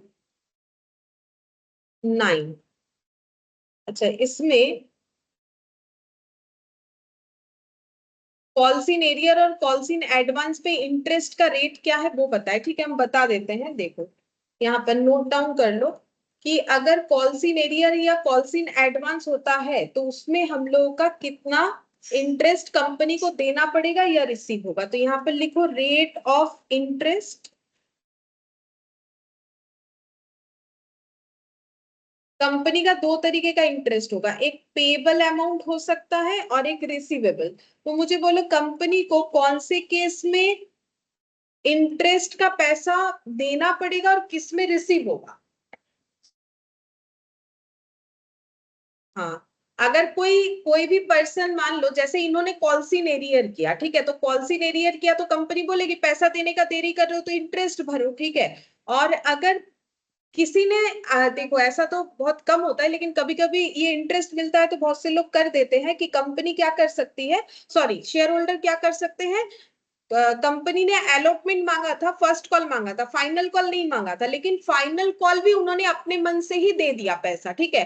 तो अगर कॉल के पहले ही पैसा मिल गया तो हम लोग मतलब कंपनी क्या करेगा, उसे इंटरेस्ट देगा, ठीक है। और अगर उससे पैसा मांगा लेकिन उसने टाइम पे पैसा नहीं दिया तो भरना पड़ता है इंटरेस्ट, ठीक है। तो कंपनी को पेबल भी हो सकता है, रिसीवेबल भी हो सकता है, डिपेंड करता है क्या सिचुएशन है। तो पेबल कब होता है, ब्रैकेट में लिख लो कॉल्स इन एडवांस के केस में। किसी ने एडवांस पैसा दिया तो कंपनी को इंटरेस्ट देना पड़ेगा, और ये होगा फिर किसमें, कॉल्स इन एरियर के केस में, ठीक है, कॉल्स इन एरियर के केस में। अब इसका ना एक रेट है, ठीक है, रेट कहाँ प्रेस्क्राइब है, कंपनी अकाउंट में ही प्रेस्क्राइब किया है। ये रेट जो है 12% पर एनम करके है, ठीक है, मैक्सिमम। ये मैक्सिमम 12% पर एनम है। अब कंपनी इससे कम भी लिखवा सकती है लेकिन इससे ज्यादा नहीं लिखवा सकती है, ठीक है, मतलब विद इन 12% के अंदर होगा मैक्सिमम ये वाला, और यहाँ पर हो जाएगा 10% पर एनम। अगर कोई कॉल्सिन एरियर करेगा तो कंपनी को 10% पर एनम करके मैक्सिमम जो है कंपनी इंटरेस्ट चार्ज कर सकती है, और कंपनी को पेबल है मैक्सिमम 12% करके। ये दोनों रेट कहाँ प्रेस्क्राइब्ड है पता है, यहाँ लिख लो, prescribed in table F. Table का नाम है ऐसे एफ, ठीक है। टेबल एफ में ये बात प्रेस्क्राइब किया हुआ है कि मैक्सिमम 12% देना है और मैक्सिमम 10% लेना है। अब कंपनी 8% भी ले सकती है, ऐसा कोई प्रॉब्लम नहीं है, लेकिन 10 से ज्यादा नहीं चार्ज करेगी, 12 से ज्यादा देगी नहीं, ठीक है। ये सब मैक्सिमम रेट है। ये टेबल एफ में बोला हुआ है कंपनीज एक्ट के अकॉर्डिंग। ये देखो यहाँ पर ये टेबल एफ देखो यहाँ दिया हुआ है, ठीक है। और ये प्रोसेस बोला है कैसे करके कैलकुलेट करना है, वो अभी क्वेश्चन में हम तुम लोग को बता दें कैसे करके करना। इलास्ट्रेशन 9, ठीक है, देखो क्या बोला है, यहाँ पर बोला है कि रश्मि limited issued 1 lakh equity share of 10 each payable 2.5 on application, 3 on allotment, 2 on first call and balance on final call, ठीक है। तो सबसे पहले हम लोग लिखते हैं, देखो कि ये शेयर का जो रिसीवेबल अमाउंट है वो किस तरीके से डिस्क्राइब है। तो कितना शेयर इशू हो रहा है बोलो तो, अभी तो पढ़ा बोलो, 1 लाख, ठीक है। और कितना करके है, 1 lakh equity share at the rate of कितना करके था शेयर, देखो बताया था 10, ठीक है। अच्छा, अब कैसे पे करना है लोगों को, एप्लीकेशन का, अलॉटमेंट का, देखो एप्लीकेशन का बोला है 2.5, अलॉटमेंट 3, 2.50, अलॉटमेंट 3.00 कर देते हैं। फर्स्ट कॉल का बोला है 2 रुपीज, ठीक है। अच्छा, उसके बाद बोला है बैलेंस ऑन फाइनल कॉल, तो बोलो फाइनल कॉल का कितना होगा, बैलेंस करना है फाइनल कॉल का, बैलेंस जो है वो फाइनल कॉल में रिसीव होगा, बोलो कितना होगा, 2.5 होगा, क्योंकि ये टोटल मेरा कितना है, हाँ 10, क्योंकि मेरा इशू प्राइस कितना है 10 है, ठीक है। ये पर वैल्यू और इतने में इशू हो रहा है तो ये टोटल लगा के 10 होना चाहिए, तो यहाँ पर मेरा 2.5 का कम आ रहा था तो बैलेंस यही वाला होगा फाइनल कॉल का। All the shares were fully subscribe, बोल रहे सारा शेयर्स फुल्ली सब्सक्राइब हो चुका है, मतलब 1 लाख का ही एप्लीकेशन मनी रिसीव हो चुका है। अब आगे allotment, first call, final call मिला है या नहीं मिला है वो देखते हैं। बोल रहे कि mister Nair who held 10,000 shares paid full remaining amount on first call itself। इसका मतलब बोल रहा है कि मिस्टर नायर जिनके पास 10,000 शेयर्स था उन्होंने सारा पैसा दे दिया paid full remaining amount on first call itself, मतलब खुद ही फर्स्ट कॉल के साथ बाकी पैसा भी दे दिया। इसका मतलब तो यही हुआ ना, देखो क्या लिखा हुआ है, पेड फुल, फुल मतलब पूरा 10 रुपया दे दिया है। Remaining amount on first call itself, मतलब कंपनी ने फर्स्ट कॉल बोला ही नहीं था इसलिए रिमेनिंग अमाउंट बोला है, फर्स्ट कॉल का देने बोला ही नहीं था, सॉरी फाइनल कॉल का, तो फर्स्ट कॉल के साथ भी वो पैसा दे दिया। ठीक है, तो मिस्टर नायर का केस क्या है देखो,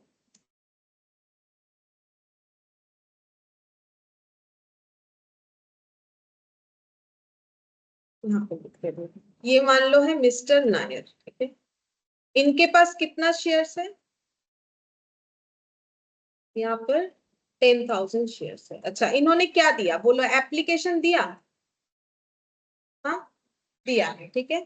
अच्छा, अलॉटमेंट ये भी दिया है, पढ़ के तो वही लगा हम लोग को, फर्स्ट कॉल दिया है, ठीक है। फाइनल कॉल, फाइनल कॉल ये भी दिया, लेकिन कब दिया बोलो तो, इसके साथ दिया, ठीक है, यहाँ पर दे दिया, देना था बाद में कभी, लेकिन यहाँ पर दिया है, ठीक है। ये इनका सिचुएशन है, मतलब इन्होंने क्या किया है, कॉल्स इन एडवांस, ये करने की वजह से इनका क्या हुआ, कॉल्स इन एडवांस, ठीक है।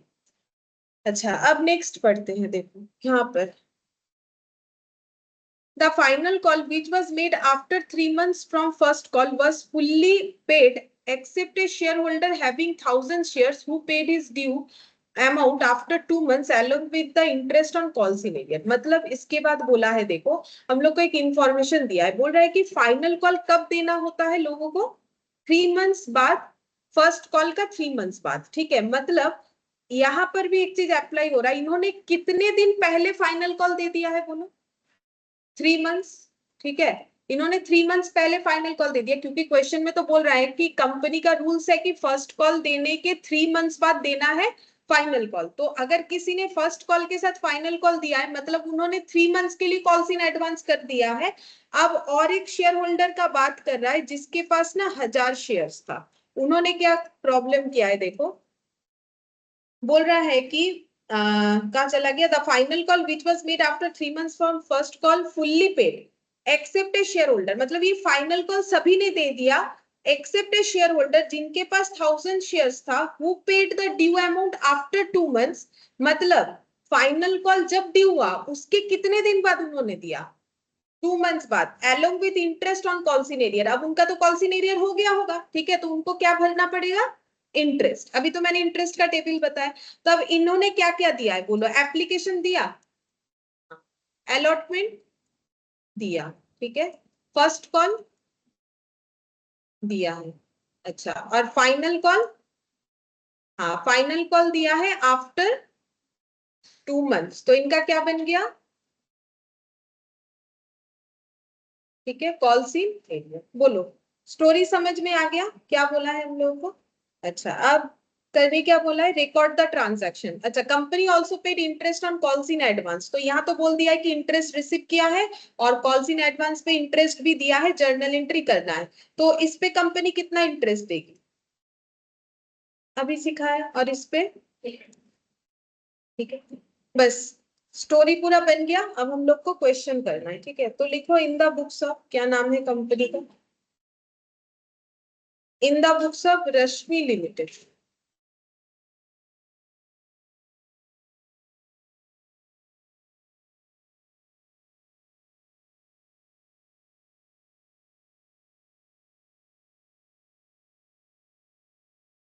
डेट कुछ है नहीं क्वेश्चन में, नॉर्मल करेंगे, ठीक है। अच्छा, सबसे पहले क्या रिसीव होगा, एप्लीकेशन का पैसा रिसीव करो, बैंक अकाउंट डेबिट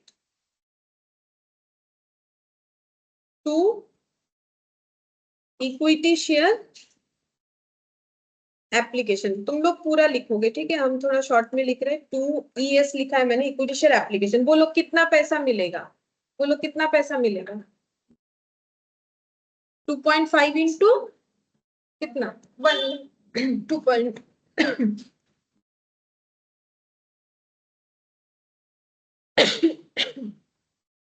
कितना हो रहा है?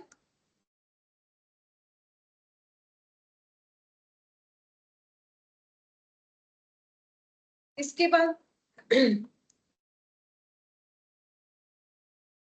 कैपिटल में ट्रांसफर करो, लिखो इक्विटी शेयर एप्लीकेशन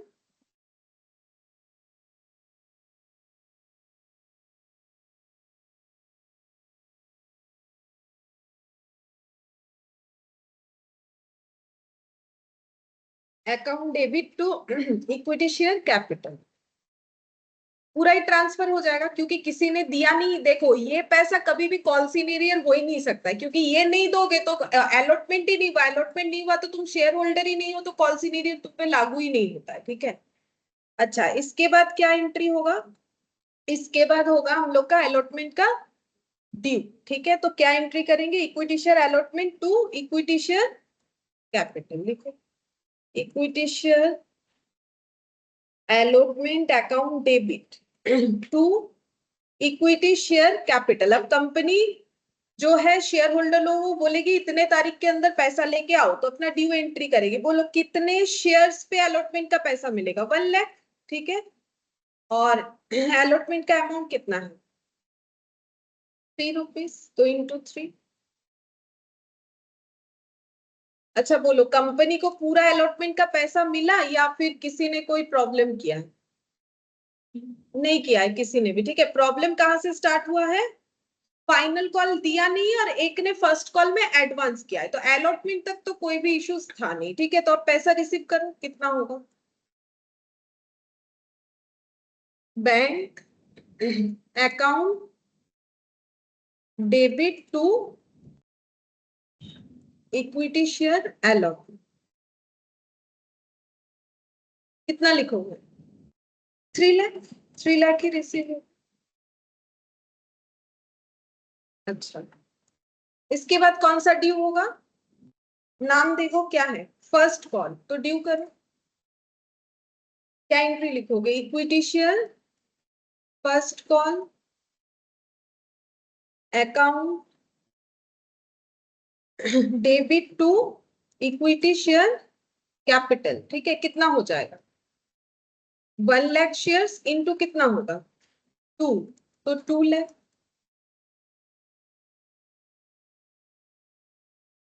अच्छा, अब रिसीव होने के टाइम पे क्या हमें कुछ सोचना पड़ेगा? हाँ, क्योंकि कॉल्स इन एडवांस हुआ है, तो अमाउंट बाद में लिखेंगे, पहले एंट्री लिख लेते हैं। तो बैंक अकाउंट डेबिट करेंगे टू, क्या करेंगे? To equity share first call, normally ये होता है, ठीक है। लेकिन यहाँ पर मुझे एक्स्ट्रा पैसा भी रिसीव हुआ है जो मेरा कॉल्स इन एडवांस है, तो उसको क्या लिखेंगे? कॉल्स इन एडवांस लाइबिलिटी होता है, ऑल लाइबिलिटीज क्रेडिटेड, तो टू क्या हो जाएगा? कॉल्स इन एडवांस, ठीक है।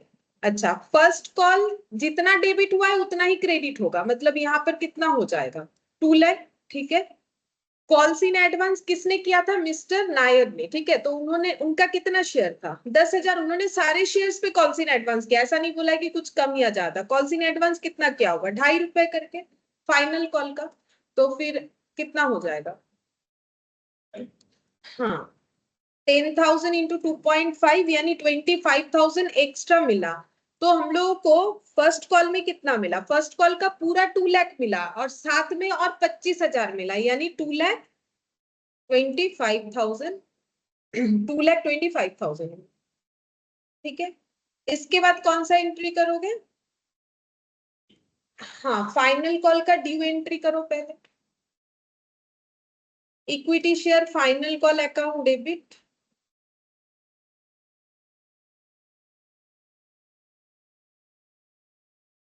To equity share capital. बोलो कितना फाइनल कॉल ड्यू कितना होगा? कितने सारे शेयर्स? हाँ बोलो। हाँ, 1 लाख के ऊपर इंटू 2.5, यही तो फाइनल कॉल का था ना, तो कितना होता है? 2.5 लाख, 2,50,000 फाइनल कॉल हम लोगों ने ड्यू किया। अच्छा, अब जब हम लोग रिसीव करेंगे तो बोलो यहाँ पर कुछ चेंजेस हमें दिखेगा? दिखेगा, क्या क्या चेंजेस दिखेगा? कॉल्स इन एडवांस नहीं मिलेगा। हाँ मैम एक बैंक में पैसा आएगा और कॉल्स इन एरिया डेबिट हो जाएगा। देखो, कॉल्स इन एडवांस हमें एडजस्ट करना पड़ेगा, क्योंकि जब हम लोग फाइनल कॉल का रिसीव करेंगे तो उसमें कितना पैसा नहीं मिलेगा, ये नहीं मिलेगा, ये पहले से लिया है, और एक ने दिया नहीं, वो नहीं मिलेगा, और ये भी नहीं मिलेगा। तो कितना मिलेगा देखना है, तो पहले एंट्री लिखो, उसके बाद हम लोग अमाउंट लिखेंगे। सबसे पहले एंट्री में क्या आएगा, बैंक अकाउंट डेबिट। टू क्या लिखेंगे, to equity share final call, normally जो लिखते हैं वो पहले लिख लो, to equity share final call. अच्छा, अब टू क्या हो जाएगा, अच्छा एक कॉल्स इन एरियर भी तो होगा यहाँ पर, calls in arrear, calls in arrear debit होगा, और कॉल्स इन एडवांस भी तो डेबिट होगा। हम तो मिटा सकते हैं, अगर तुम लोग लिख लिए हो तो काटना पड़ेगा। कॉल्स इन एरियर डेबिट होगा, कॉल्स इन एडवांस भी डेबिट हो जाएगा। क्यों, क्योंकि ये पहले लाइबिलिटी था, लेकिन जब रिसिप्ट का टाइम आ गया उस लाइबिलिटी को हम लोग एडजस्ट कर लेंगे। जब वो एडवांस था तब लाइबिलिटी था, इस डेट पे थोड़ी ना वो लाइबिलिटी, तो इसीलिए वो कैंसिल होगा। तो क्या लिखेंगे, इक्विटी शेयर फाइनल कॉल। तो फाइनल कॉल जितने से डेबिट हुआ है उतने से ही क्रेडिट कर दो सबसे पहले, ठीक है। कॉल्स इन एडवांस कितना हमारा क्रेडिट था उतना ही डेबिट होगा, कितना, 25,000। एरियर के इसने किया है, नाम तो नहीं, इस शेयर होल्डर ने किया जिसके पास से 1,000 रुपए मिलने वाला था, तो 1,000 इंटू कितना, 2.5, ठीक है, देखो कितना, 2500। हाँ देखो, तो बैंक में कितना जाएगा, 2,50,000 में से 25,000 नहीं मिलेगा क्योंकि पहले मिल चुका था। 2500 नहीं मिल रहा है क्योंकि कोई दे नहीं रहा है, तो ये दोनों माइनस करके बताओ कितना मिलेगा, 2,22,500। ये कैसे आया, ये देखो 2,50,000 मिलना चाहिए था, 25,000 तो नहीं मिलेगा, पहले ही दे दिया है, और 2,500 नहीं दे रहा है अभी, तो इतना माइनस करने से ही आ जाएगा, या फिर बैलेंसिंग फिगर लिख सकते हैं। अच्छा, अब कॉल्स इन एरियर और कॉल्स इन एडवांस जिन्होंने किया है उनको इंटरेस्ट देना है एक को, और एक से इंटरेस्ट लेना है, ठीक है, तो उसका हम लोग ड्यू एंट्री करेंगे। तो इंटरेस्ट जो है कॉल्स इन एडवांस में कंपनी को देना पड़ेगा, तो उसका ड्यू एंट्री क्या होगा, उसका ड्यू एंट्री क्या होगा, इंटरेस्ट तब कंपनी के लिए क्या है, कॉल्स इन एडवांस वाले को इंटरेस्ट दे रहा है, तो इंटरेस्ट फिर कंपनी के लिए क्या है, इनकम या एक्सपेंस, एक्सपेंस, तो इंटरेस्ट क्या होगा, डेबिट, ठीक है। Interest, interest on calls in advance debit, लिखो interest on calls in advance debit. To क्या करोगे, जैसे क्रेडिटर को क्रेडिट करते हो, टू क्या करोगे, टू मिस्टर नायर, क्योंकि नाम दिया हुआ नहीं होता तो शेयर होल्डर लिख देते, ठीक है। तो लिखो interest on calls in arrear account debit to mister Nair, ठीक है। अच्छा, इसका कैलकुलेशन हम सिखाते हैं। बोलो, मिस्टर नायर को कितना इंटरेस्ट देना पड़ेगा, तो उन्होंने जितना एडवांस किया था, ठीक है, उतने पे ही, तो जैसे लोन अमाउंट पे होता है, कितना होगा बोलो, ओ कॉल्स इन एडवांस, अच्छा अच्छा, ये गलत, कॉल्स इन एडवांस, बोलो कितना होगा, अमाउंट कितना था, बोलो कितना एक्स्ट्रा दिया था, 25,000। 25,000 नायर ने एडवांस किया था, तो लोन की तरह हो गया ना, पैसा हम लोगों ने लेना नहीं था फिर भी ले लिया। अच्छा, अब इस पे इंटरेस्ट लगाएंगे, इंटरेस्ट रेट कितना लगेगा बोला, एडवांस पे अभी लिखवाया था टेबल एफ के अकॉर्डिंग 12%। तो ये 12% मल्टीप्लाई करते हो, क्योंकि ये पर एनम है, तो ये मल्टीप्लाई करने से कितने टाइम का इंटरेस्ट आता है, 1 साल का, क्योंकि ये तो पर एनम, 750 आ रहा है। हाँ 750 आएगा, ये 1 साल का, लेकिन इन्होंने कितने दिन का, अब इसको डिवाइडेड बाई 12 करोगे तो पर मंथ का आ जाएगा। अब कितने मंथ के लिए इन्होंने एडवांस किया था, तो इंटू 3 करोगे, जो तुम लोग 3/12 लिखते हो ना, वो एक ही बात है। कितना आ रहा है देखो, 750 आना चाहिए, आ रहा है 750, 750 आ रहा है। और इसके बाद ये ड्यू हो गया, अब जब पे करेंगे तो क्या एंट्री करेंगे, हाँ, mister Mr. Nair Nair account debit to bank.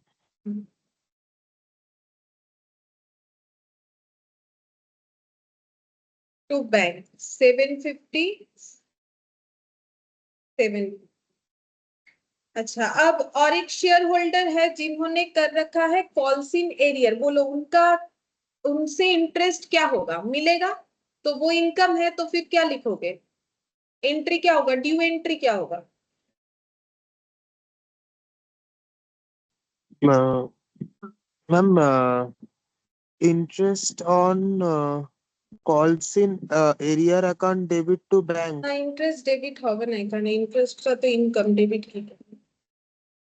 Share holder debit होगा क्योंकि शेयर होल्डर से हमें पैसा मिलेगा, इस बार इंटरेस्ट हमारे लिए इनकम है, interest on calls in arrear. ठीक है, बोलो कितना होगा, कितना अमाउंट देने में उन्होंने डिले किया? 2500, और उस पे कितना इंटरेस्ट भरना पड़ेगा? 10%। ये मल्टीप्लाई करोगे तो मिल जाएगा पूरे साल भर का, डिवाइडेड बाई 12 करोगे तो पर मंथ का, इंटू करना है कितने मंथ के लिए उन्होंने डिले किया था? 2 मंथ्स। ठीक है, हम लोगों ने लिखा था ना क्वेश्चन में, कितना हो रहा है? 41.67। हाँ, 42 भी लिख सकते हो, 41.67 भी लिख सकते हो, कोई प्रॉब्लम नहीं उसमें। ठीक है, अब जब कंपनी को ये पैसा क्या होगा, रिसीव होगा, तो क्या एंट्री होगा? जैसे उसमें पे करना पड़ा, यहाँ पर रिसीव होगा, तो क्या एंट्री करोगे? बैंक अकाउंट डेबिट, जैसे डेटर से पैसा लेते हो, डेटर टू सेल, फिर बैंक टू से बैंक टू डेटर, वैसे ही। तो बैंक टू क्या हो जाएगा? Share holders account. 41.67, 41.67। और उन्होंने 2 मंथ्स बाद पैसा दे भी दिया। ठीक है, तो फिर अब पैसा रिसीव करेंगे, कौन सा पैसा दिया? कॉल्स इन एरियर का जो 2500 उन्होंने बाकी रखा था, क्वेश्चन हमें बोल रहे हैं ना कि वो पैसा उन्होंने दे दिया, अब उसका एक एंट्री होगा, बोलो क्या होगा? हाँ, bank account debit to calls in arrear, क्योंकि उसको हम लोग कॉल्स इन एरियर बोल के बुक किए थे ना, यहाँ पर देखो, कॉल्स इन कहाँ चला गया, ये रहा कॉल्स इन एरियर बोल के बुक किए थे 2500। और अगर अब कोई पैसा दे देगा, देखो थोड़ी देर पहले हम लोगों ने ऐसा एक 2 लाइन का क्वेश्चन किया था, ये देखो, bank to calls in arrear किया ना, कोई इलास्ट्रेशन एक जहां पर bank to calls in arrear दिखाया, तो वैसे ही होगा यहाँ पर भी लिखेंगे। अब वो पैसा अगर दे देते हैं अपना, तो फिर bank to calls in arrear लिखो, bank account debit to calls in arrear, पूरा पैसा ही दे दिया है तो 25।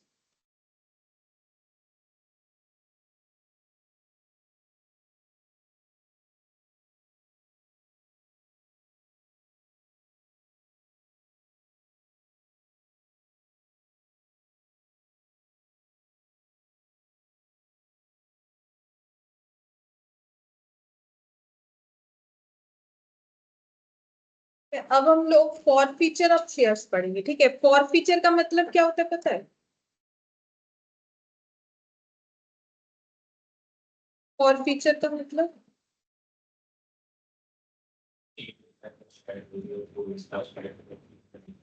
हाँ, फॉर फीचर का मतलब कैंसिलेशन ऑफ शेयर्स। ठीक है, कैंसिल करना, कैंसिल करना, कैंसिलेशन ऑफ शेयर्स। अगर कोई अपना शेयर का पैसा नहीं दे रहा है, बार बार बोलने के बाद भी अगर नहीं दे रहा है, तो उसका होल्डिंग को कंपनी कैंसिल कर देता है। ठीक है, तो अगर कैंसिल कर देता है तो उस केस में एंट्री क्या होता है? तो देखो, जैसे मान लो कि एप्लीकेशन का था, हम एक एग्जांपल बोल रहे हैं, 2 रुपीज, अलॉटमेंट का था 3 रुपीज, और कॉल का था मान लो 5 रुपीज, एक शेयर टोटल 10 रुपीज का था। ठीक है, अब कंपनी ने ये कॉल किया, ये भी कॉल किया, और ये भी कॉल किया, लेकिन सिर्फ कंपनी को ये पैसा मिला, ये पैसा लास्ट वाला मान लो नहीं मिला। ठीक है, कंपनी ने कॉल तो सभी किया, लेकिन कंपनी को सिर्फ ये 2 रिसिप्ट हुआ और ये रिसिप्ट नहीं हुआ। ठीक है, अब मुझे एक चीज बोलो, तो फिर कंपनी को क्या ये जो 2 रुपीज और 3 रुपीज कंपनी ने ले लिया है, क्या कंपनी रिफंड करेगी? नहीं करेगी। ठीक है, कभी होता है ऐसा? कहीं पर भी नहीं होता। शेयर का बात क्यों है? किसी भी चीज में ऐसा नहीं होगा, क्योंकि आपने तो इतने, आप पैसा नहीं दे रहे हो वो आपका प्रॉब्लम है, लेकिन हम लोगों ने जितना पैसा रिसीव कर लिया वो रिफंड नहीं होगा, ठीक है। तो कंपनी इस केस में एंट्री कैसे करती है? कंपनी बोलेगी मुझे कितना पैसा मिलना चाहिए था, 10 रुपया, ठीक है। मुझे कितना नहीं मिला, 5 रुपया, ठीक है। और मुझे कितना मिला, अब इसका एंट्री कैसे होगा ये देखो, equity share capital account debit. क्यों? हम एक शेयर पे दिखा रहे हैं। देखो मेरा शेयर कैपिटल क्रेडिट कितने से होना चाहिए था? अगर ये शेयर्स पे मुझे पूरा 10 रुपए मिल जाता तो मेरा कैपिटल कितने से क्रेडिट होता? 10 रुपए से, ठीक है। अब मेरा 10 रुपए से ये कैपिटल नहीं बनेगा, क्योंकि शेयर होल्डिंग ही हट जा रहा है, तो मुझे इक्विटी शेयर कैपिटल को क्या करना है? डेबिट करके कैंसिल करना है। जो ये 5 रुपए मुझे मिला उसको हम लिखेंगे टू शेयर फॉर फीचर। ये कौन सा वाला है? ये है 2+3 वाला, ठीक है। To share forfeiture, share forfeiture मतलब शेयर कैंसिल करते हुए प्रॉफिट कंपनी का, क्योंकि कंपनी ये पैसा और नहीं रिटर्न करने वाली है, ठीक है। और जिसका पैसा नहीं मिला उसको कंपनी क्या लिखेगी? टू, ऐसे टू इक्विटी शेयर कॉल बोल के क्यों लिखेगी? क्योंकि कंपनी, देखो कंपनी, ये तो मैंने कौन सा एंट्री दिखाया तुम लोग को बोलो तो? फॉरफीचर। लेकिन इसके पहले का एंट्री क्या क्या होगा बोल सकते हो? जैसे कंपनी जब एप्लीकेशन का पैसा लेगी, हम एक ही शेयर पे बता रहे हैं तुम लोग को, तो एंट्री क्या करेगी? बैंक टू कितना, 2 rupees. Equity share application, sorry मैंने ये लिख दिया है कैपिटल। अब जब ट्रांसफर करेगी तो क्या करेगी? इक्विटी शेयर एप्लीकेशन टू कितना, 2, ठीक है। ये मैंने एप्लीकेशन का दिखा दिया। अब अलॉटमेंट का क्या एंट्री होगा? Equity share allotment to 3 rupees, ठीक है। अब जब रिसीव होगा तो क्या एंट्री होगा? Bank to equity share allotment 3, ठीक है। अब यहां पर देखो ड्यू होगा, equity share call to equity share capital कितना, 5। जब नहीं मिला तो क्या एंट्री होगा? क्योंकि हम एक ही शेयर पे कर रहे हैं तो क्या एंट्री होगा? कॉल्सिंग एरियर डेबिट टू क्या हो जाएगा? इक्विटी शेयर कॉल कितना, 5, ठीक है। तो इस तरीके से एंट्री हो जाएगा। तो अगर हम लोग यहाँ पर कॉल्सिंग एरियर को डेबिट करते हैं तो उस केस में हमारे इस फॉरफीचर एंट्री में इक्विटी शेयर कॉल की जगह क्या लिखना पड़ेगा पता है? ऑल्टरनेटली ये नहीं लिख पाएंगे, तब हमें लिखना पड़ेगा टू कॉल्स इन एरियर, ठीक है। अगर यहाँ कॉल्स इन एरियर पहले यूज कर रहे हैं हम लोग, तो हम लोग को यहाँ पर अभी क्या लिखना पड़ेगा? To calls in arrear. ये डेबिट किया था तो इसको क्रेडिट करके कैंसिल करना पड़ेगा। और अगर हम लोग कॉल्स इन एरियर का यूज नहीं करते हैं, जैसे कि ये ड्यू कर दिया उसके बाद ही अगर हम लोग फॉरफिट कर रहे हैं, तो यहाँ पर जो टू इक्विटी शेयर कॉल है वो लिखने से ही हमारा एंट्री क्या हो जाएगा? कंप्लीट हो जाएगा, ठीक है। समझ में आए? देखो ये सब तो हम लोग अभी इतनी देर से कर ही रहे हैं।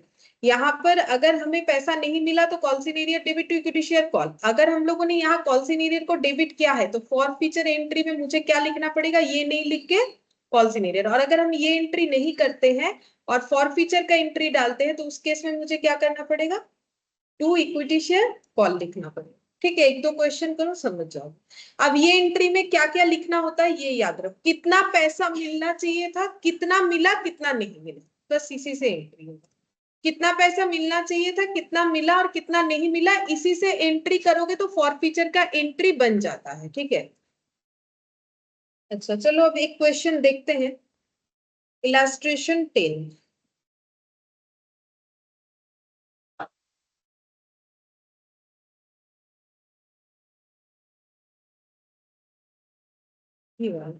बोला है देखो, A limited forfeited 30,000 equity share of 10 fully called up. अब ये फुल्ली कॉल्ड अप का मतलब क्या है? मतलब कंपनी ने 10 रुपए में सारा ही कॉल किया है, कुछ भी बाकी नहीं रखा है। जैसे लास्ट क्लास में मैंने सिखाया था ना, अनकॉल्ड। जैसे मान लो कंपनी अगर 8 रुपए कॉल करती है और 2 रुपए नहीं करती है तो 2 रुपए को हम लोग क्या बोलेंगे? अनकॉल्ड। और इसको क्या बोलेंगे? कॉल्ड अप, ठीक है। और 8 में 8 मिल गया तो पेड अप, जो नहीं मिला वो अनपेड होता है।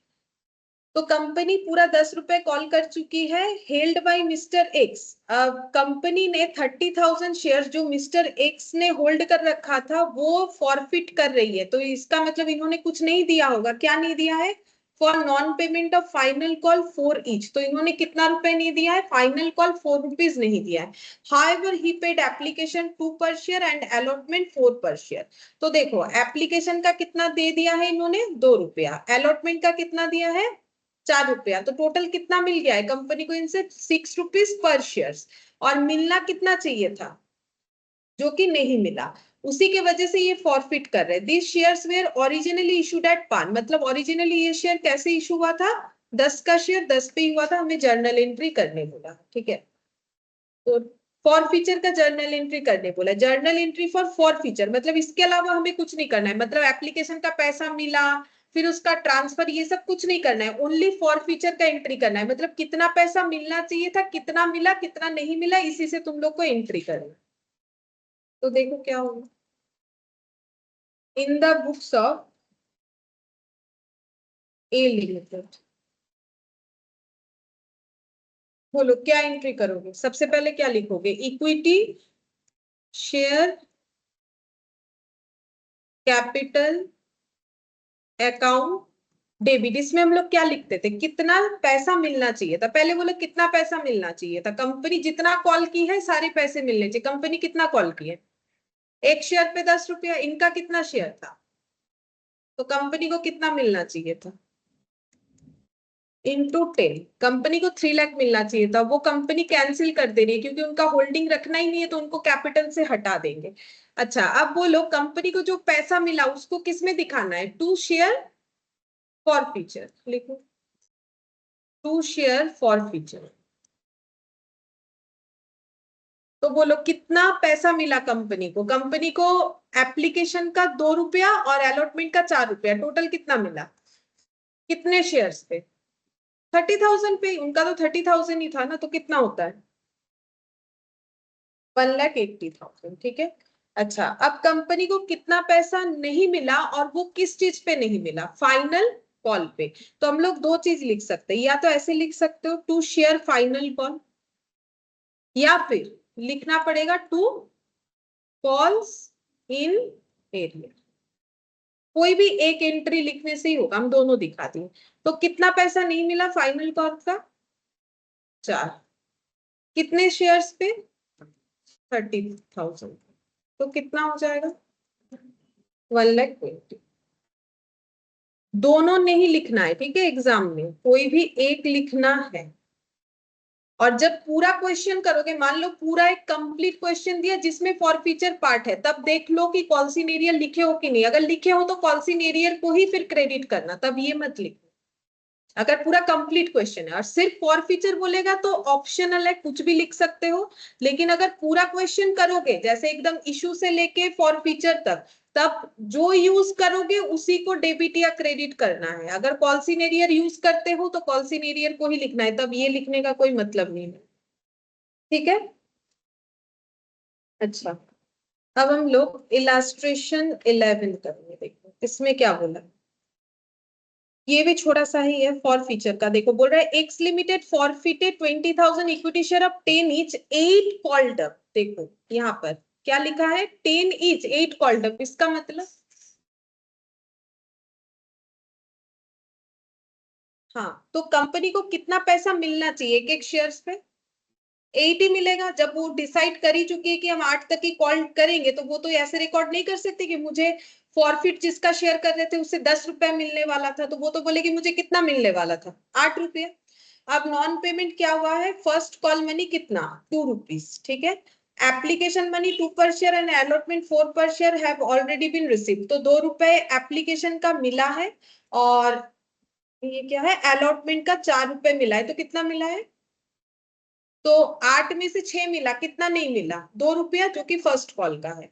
अब कंपनी बोल रहा है कि give journal entry for the forfeiture, assume that all money due is transfer to. देखो अब क्वेश्चन बता दिया है कहां पर ट्रांसफर करना है, कॉल्सिनेरियर पे. जो मनी ड्यू है वो ट्रांसफर करना है कौन से, ड्यू मनी कौन सा है, फर्स्ट कॉल ड्यू ही होके रह गया, रिसीव नहीं हुआ, बाकी सब ड्यू भी हुआ रिसीव भी हुआ. ठीक है.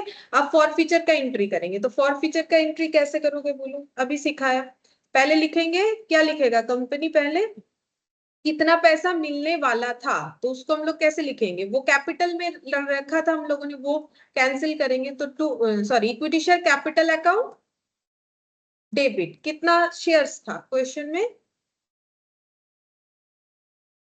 20,000, 20,000 इंटू कितना करोगे 8, ठीक है 10 नहीं करना है, जितना कॉल्ड अप उतना ही कंपनी बोल सकती है कि मुझे इनसे इतना मिलने वाला था। अच्छा, अब बोलो कितना मिला उसको कहाँ दिखाओगे, टू शेयर फॉर फ्यूचर में दिखाएंगे, कितना मिला 6 रुपीज मिला, ये देखो ये दोनों का एडिशन 2 रुपीज और इधर 4 रुपीज, ठीक है, तो 20,000 इंटू 6 कितना हो जाएगा 1,20,000। टू क्या लिखेंगे, फॉल्स इन एरियर, यहाँ पर यही लिखेंगे, कुछ ऑप्शन है नहीं हमारे पास, क्योंकि क्वेश्चन खुद बोल रहा है कि जो पैसा नहीं मिला ड्यू हुआ था उसे कॉल्सिन एरियर में ही दिखाओ, तो कॉल्सिन एरियर में दिखाएंगे। कितना नहीं मिला, 8 मिलने वाला था 6 मिला, तो 2 रुपया नहीं मिला, कितना हो जाएगा 40,000। तो फॉरफीचर समझ में आ रहा है, लेकिन ये हम लोगों ने फॉरफीचर जो किया बिना प्रीमियम वाला क्वेश्चन किया है, ठीक है, ये सिंपल वाला क्वेश्चन किया है, ये समझ में आ जाएगा अच्छे से, तो फिर प्रीमियम वाला भी समझ में आ जाएगा।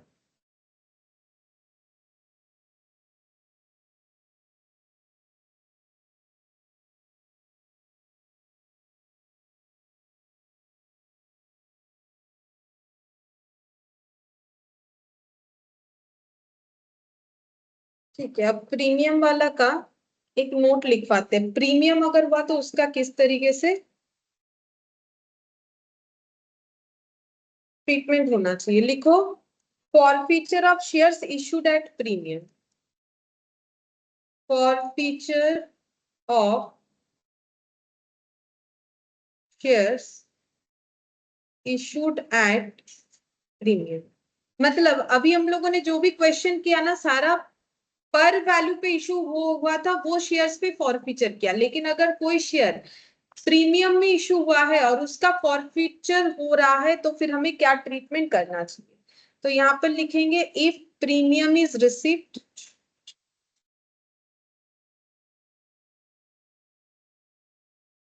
इफ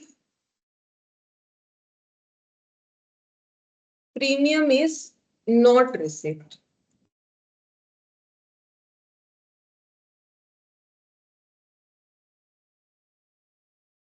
ठीक है, अगर प्रीमियम रिसीव हो चुका है तो क्या ट्रीटमेंट होगा, और अगर प्रीमियम रिसीव नहीं हुआ है और फॉरफीचर हो रहा है तो क्या होगा, ठीक है, तो इसमें लिखो no treatment is, no treatment is needed in case of forfeiture, यहां पर लिखना है securities premium account is debited, securities premium account is debited at the time of forfeiture as previously credited,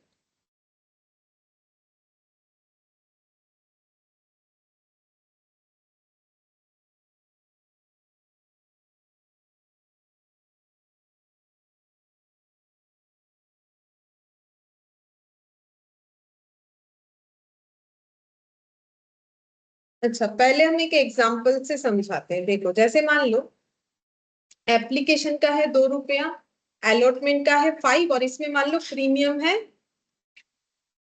2 rupees, ठीक है, ये मैंने एग्जाम्पल में लिया हुआ है कि अलॉटमेंट में जो है हम लोग का प्रीमियम का पैसा इंक्लूड है और कॉल का है 5 रुपीज, तो टोटल इशू प्राइस कितना हो जाएगा 12 रुपीज इंक्लूडिंग प्रीमियम, मतलब 10 प्लस 2, ठीक है।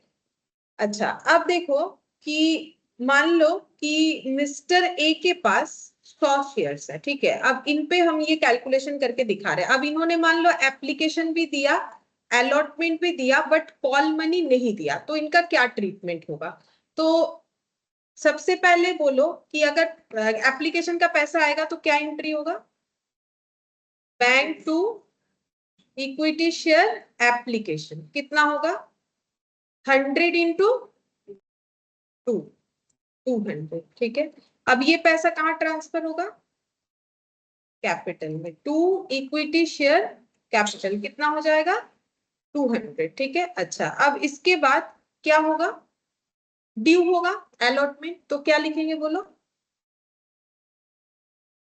Equity share allotment to equity share capital to securities premium. आज तो हम लोगों ने स्टार्टिंग में यही सीखा था ना एक छोटा क्वेश्चन से ही। तो अलॉटमेंट में कितना जाएगा 100 इंटू 5 ठीक है। तो 100 इंटू 5 कितना हो गया 500। कैपिटल में कितना जाएगा देखो कितना मैंने रखा है कैपिटल 300 इंटू 3 और प्रीमियम में कितना जाएगा यहाँ पर क्या लिखेंगे जब रिसीव हो रहा है क्योंकि रिसीव तो हुआ है बैंक अकाउंट डेबिट टू क्या हो जाएगा इक्विटी शेयर अलॉटमेंट कितना होगा 500 ठीक है। अब ड्यू होगा कौन सा कॉल मनी ड्यू करेंगे क्योंकि ड्यू करने के बाद ना पता चलेगा कि पैसा नहीं दे रहा है जब रिसिप्ट का डेट आएगा तो एंट्री क्या होगा equity share call debit to कितना होगा 100 इंटू कॉल कितना रखा था मैंने 500। अब इसमें क्या एंट्री करोगे रिसीव अगर नहीं हुआ है तो calls in arrear to equity share call 500। अब इसमें फॉरफीचर का एंट्री क्या होगा बोलो पता हूं तब तक जैम बोर्ड ओपन करती हूँ बोलो फॉरफीचर का एंट्री क्या होगा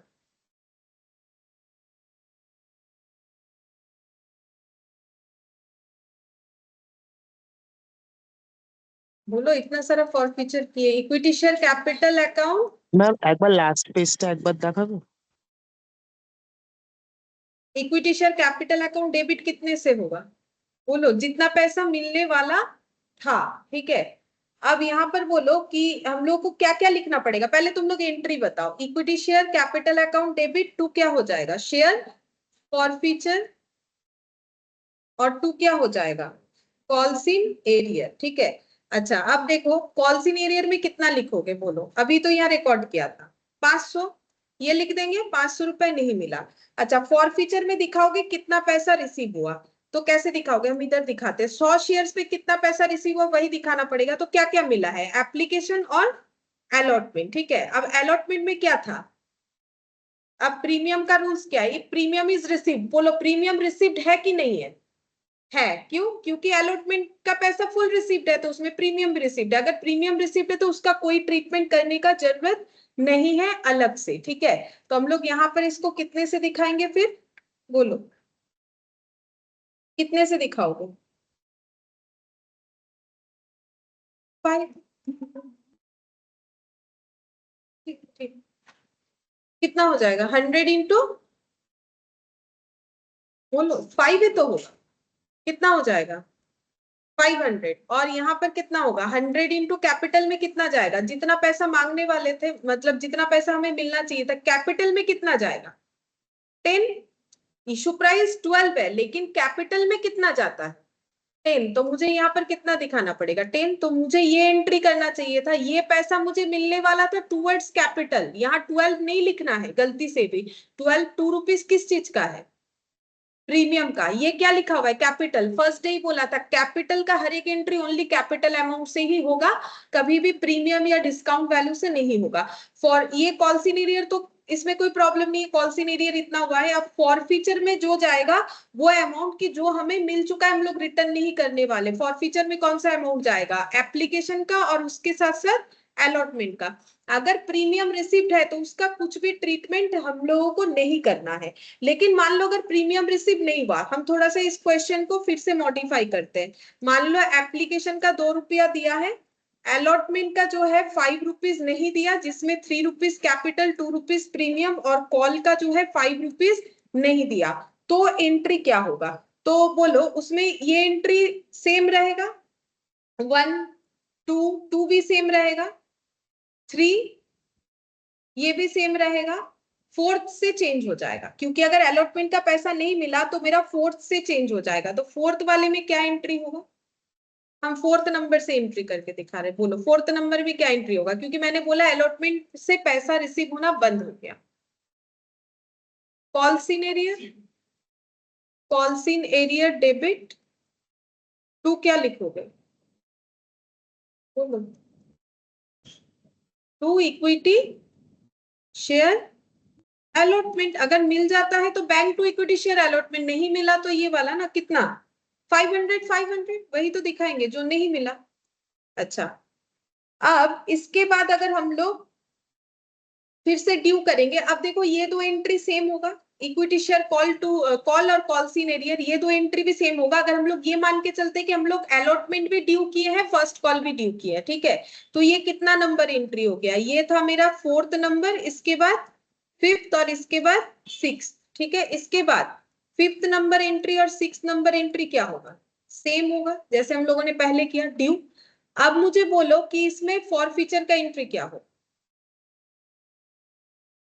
ये तो कंसेप्ट तो सेम रहेगा ना, तो क्या लिखोगे? Equity share capital account debit, और क्या लिखोगे? ये पैसा मिलने वाला था, जो मिला उसको क्या लिखोगे? For feature. और जो नहीं मिला उसको क्या लिखोगे? टू कॉल्स इन एरियर, ठीक है, टू कॉल्स इन एरियर। अच्छा, अब बोलो कॉल्स इन एरियर कितना हुआ? यहाँ 500 और ये जो सेम एंट्री लिखा था यहाँ पर कितना? 500, तो टोटल कितना हो जाएगा? 500 रुपए किसका? अलॉटमेंट का, और 500 रुपए किसका? कॉल का, फाइनल कॉल का 1000। अच्छा, फॉर फीचर में कितना मिला? अब यहाँ पर बोलो प्रीमियम रिसीव हुआ था कि नहीं हुआ, ये जो मैंने बताया। अब बोलो अब कौन सी कैटेगरी में आ गया? If premium is not receive, तो बोल रहे सिक्योरिटीज प्रीमियम अकाउंट को हमें डेबिट करना पड़ेगा जब हम लोग फॉरफिट करेंगे, क्योंकि उसको प्रीवियसली क्रेडिट किया था। अब देखो प्रॉब्लम क्या है, हम लोगों ने क्या इसको क्रेडिट किया था सिक्योरिटीज प्रीमियम को? हाँ, जब अलॉटमेंट ड्यू किया था तब सिक्योरिटीज प्रीमियम को क्रेडिट किया था। क्या हमें सिक्योरिटीज प्रीमियम रिसीव हुआ? ये जो सेकंड वाला केस किया, क्या सिक्योरिटीज प्रीमियम रिसीव हुआ? जब अलॉटमेंट ही नहीं दे रहा है तो सिक्योरिटीज प्रीमियम तो रिसीव नहीं हुआ। तो अगर सिक्योरिटीज प्रीमियम रिसीव नहीं हुआ, वो पहले क्रेडिट किया था, मतलब मैंने इनकम शो किया था या गेन शो किया था, लेकिन वो गेन क्या मेरा रियलिटी में हुआ? नहीं। तो हम, मेरा जो गेन है ही नहीं, अगर मेरा सेल हुआ लेकिन बाद में वो सेल कैंसिल हो गया तो मुझे तो उसको कैंसिल करके दिखाना पड़ेगा। तो मेरा गेन अगर गेन है ही नहीं तो मुझे उसको क्या करना पड़ेगा? रिवर्स करके उसको कैंसिल आउट। तो बोलो सिक्योरिटीज प्रीमियम कितने से कैंसिल आउट होगा? जितना प्रीमियम था, तो प्रीमियम कितना था यहाँ देखो 200, तो प्रीमियम को मुझे क्या कर देना है? 200 से डेबिट, वही मैंने लिखवाया है। देखो securities premium account is debited at the time of forfeiture as previously credited, क्योंकि प्रीवियसली क्रेडिट हुआ है। तो फिर अब यहाँ पर फॉरफीचर में कितना अमाउंट जाएगा? तो इनका कितना शेयर था? 100 शेयर। 100 शेयर्स पे हमें मिला क्या? सिर्फ एप्लीकेशन। तो कितना होगा? इंटू 2, कितना हो गया? 200। तो इधर हो गया मेरा 200 और 1000, ये क्रेडिट साइड कितना बन गया? 1200, और इधर 200, तो फिर इधर कितना जाना चाहिए? 1000। लेकिन लॉजिकली सोचो 1000 हो रहा है कि नहीं? 100 शेयर्स कॉल्ड अप कितना था? मैंने तो सारा ही कॉल करके दिखाया। क्या क्या कॉल किया? Application, allotment, call. कैपिटल में अभी बताया कितना जाता है? 10। तो कितना होगा? प्रीमियम नहीं जाता है ना, तो डिस्काउंट जाता है, कितना हो गया? 1000 बना। देखो ये तो मैंने अपने आप से एक छोटा सा एग्जांपल दिया ताकि तुम लोग को समझ में आए।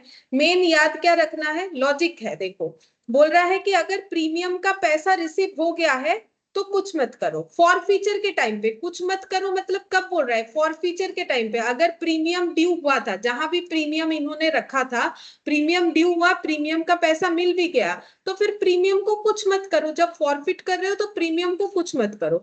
लेकिन फॉरफीचर में प्रीमियम को दिखाना भी है, मतलब ऐसा मत सोचो कि जब हम लोग 2 शेयर फॉरफीचर दिखा रहे हैं तो हम लोग वहां पर 2 + 3 5 दिखाएंगे, ऐसा नहीं है। कितना दिखाएंगे हम लोग? हाँ, उतना ही दिखाएंगे। देखो सॉरी, ये देखो यहाँ पर जब हम लोग फॉरफीचर का पैसा रिसीव कर रहे हैं, तुम लोगों ने ये बात पे ध्यान दिया कि नहीं मुझे नहीं पता, यहाँ पर मैंने कितना लिखा है बोलो तो 5, और 5 से ही मैच हो रहा है। मतलब मुझे एप्लीकेशन, जब हम लोग फॉरफीचर का एंट्री कर रहे हैं फर्स्ट वाले केस में, तो कितना शेयर फॉरफीचर में पैसा रिसीव हो रहा है? एप्लीकेशन का तो रिसीव हो रहा है। अलॉटमेंट का कितना रिसीव हुआ है? 5 रुपया। लेकिन हमें दिखाना कितना है? टूवर्ड्स कैपिटल वाला ही दिखाना है। क्यों? अभी तो बोला कि अगर प्रीमियम रिसीव्ड हो गया है उसको और फॉरफीचर में कुछ करो ही मतलब 2 रुपए को भूल जाओ, ठीक है। तो 2 रुपए को कुछ करना नहीं है, तो इसका मतलब यहाँ पर देखो जब हम लोगों ने फॉरफीचर का एंट्री दिखाया है ना, तो यहाँ पर देखो कितना दिखाया, ये 5 कैसे आया है, एप्लीकेशन का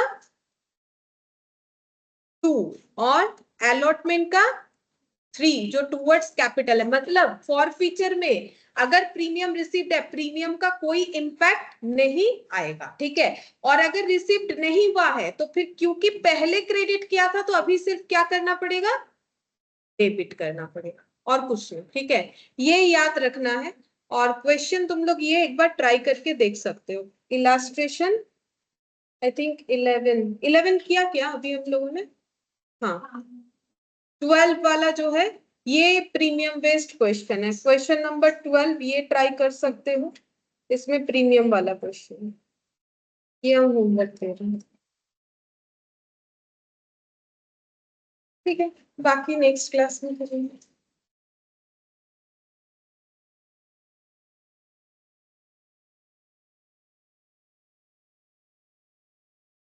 ठीक है, बाय।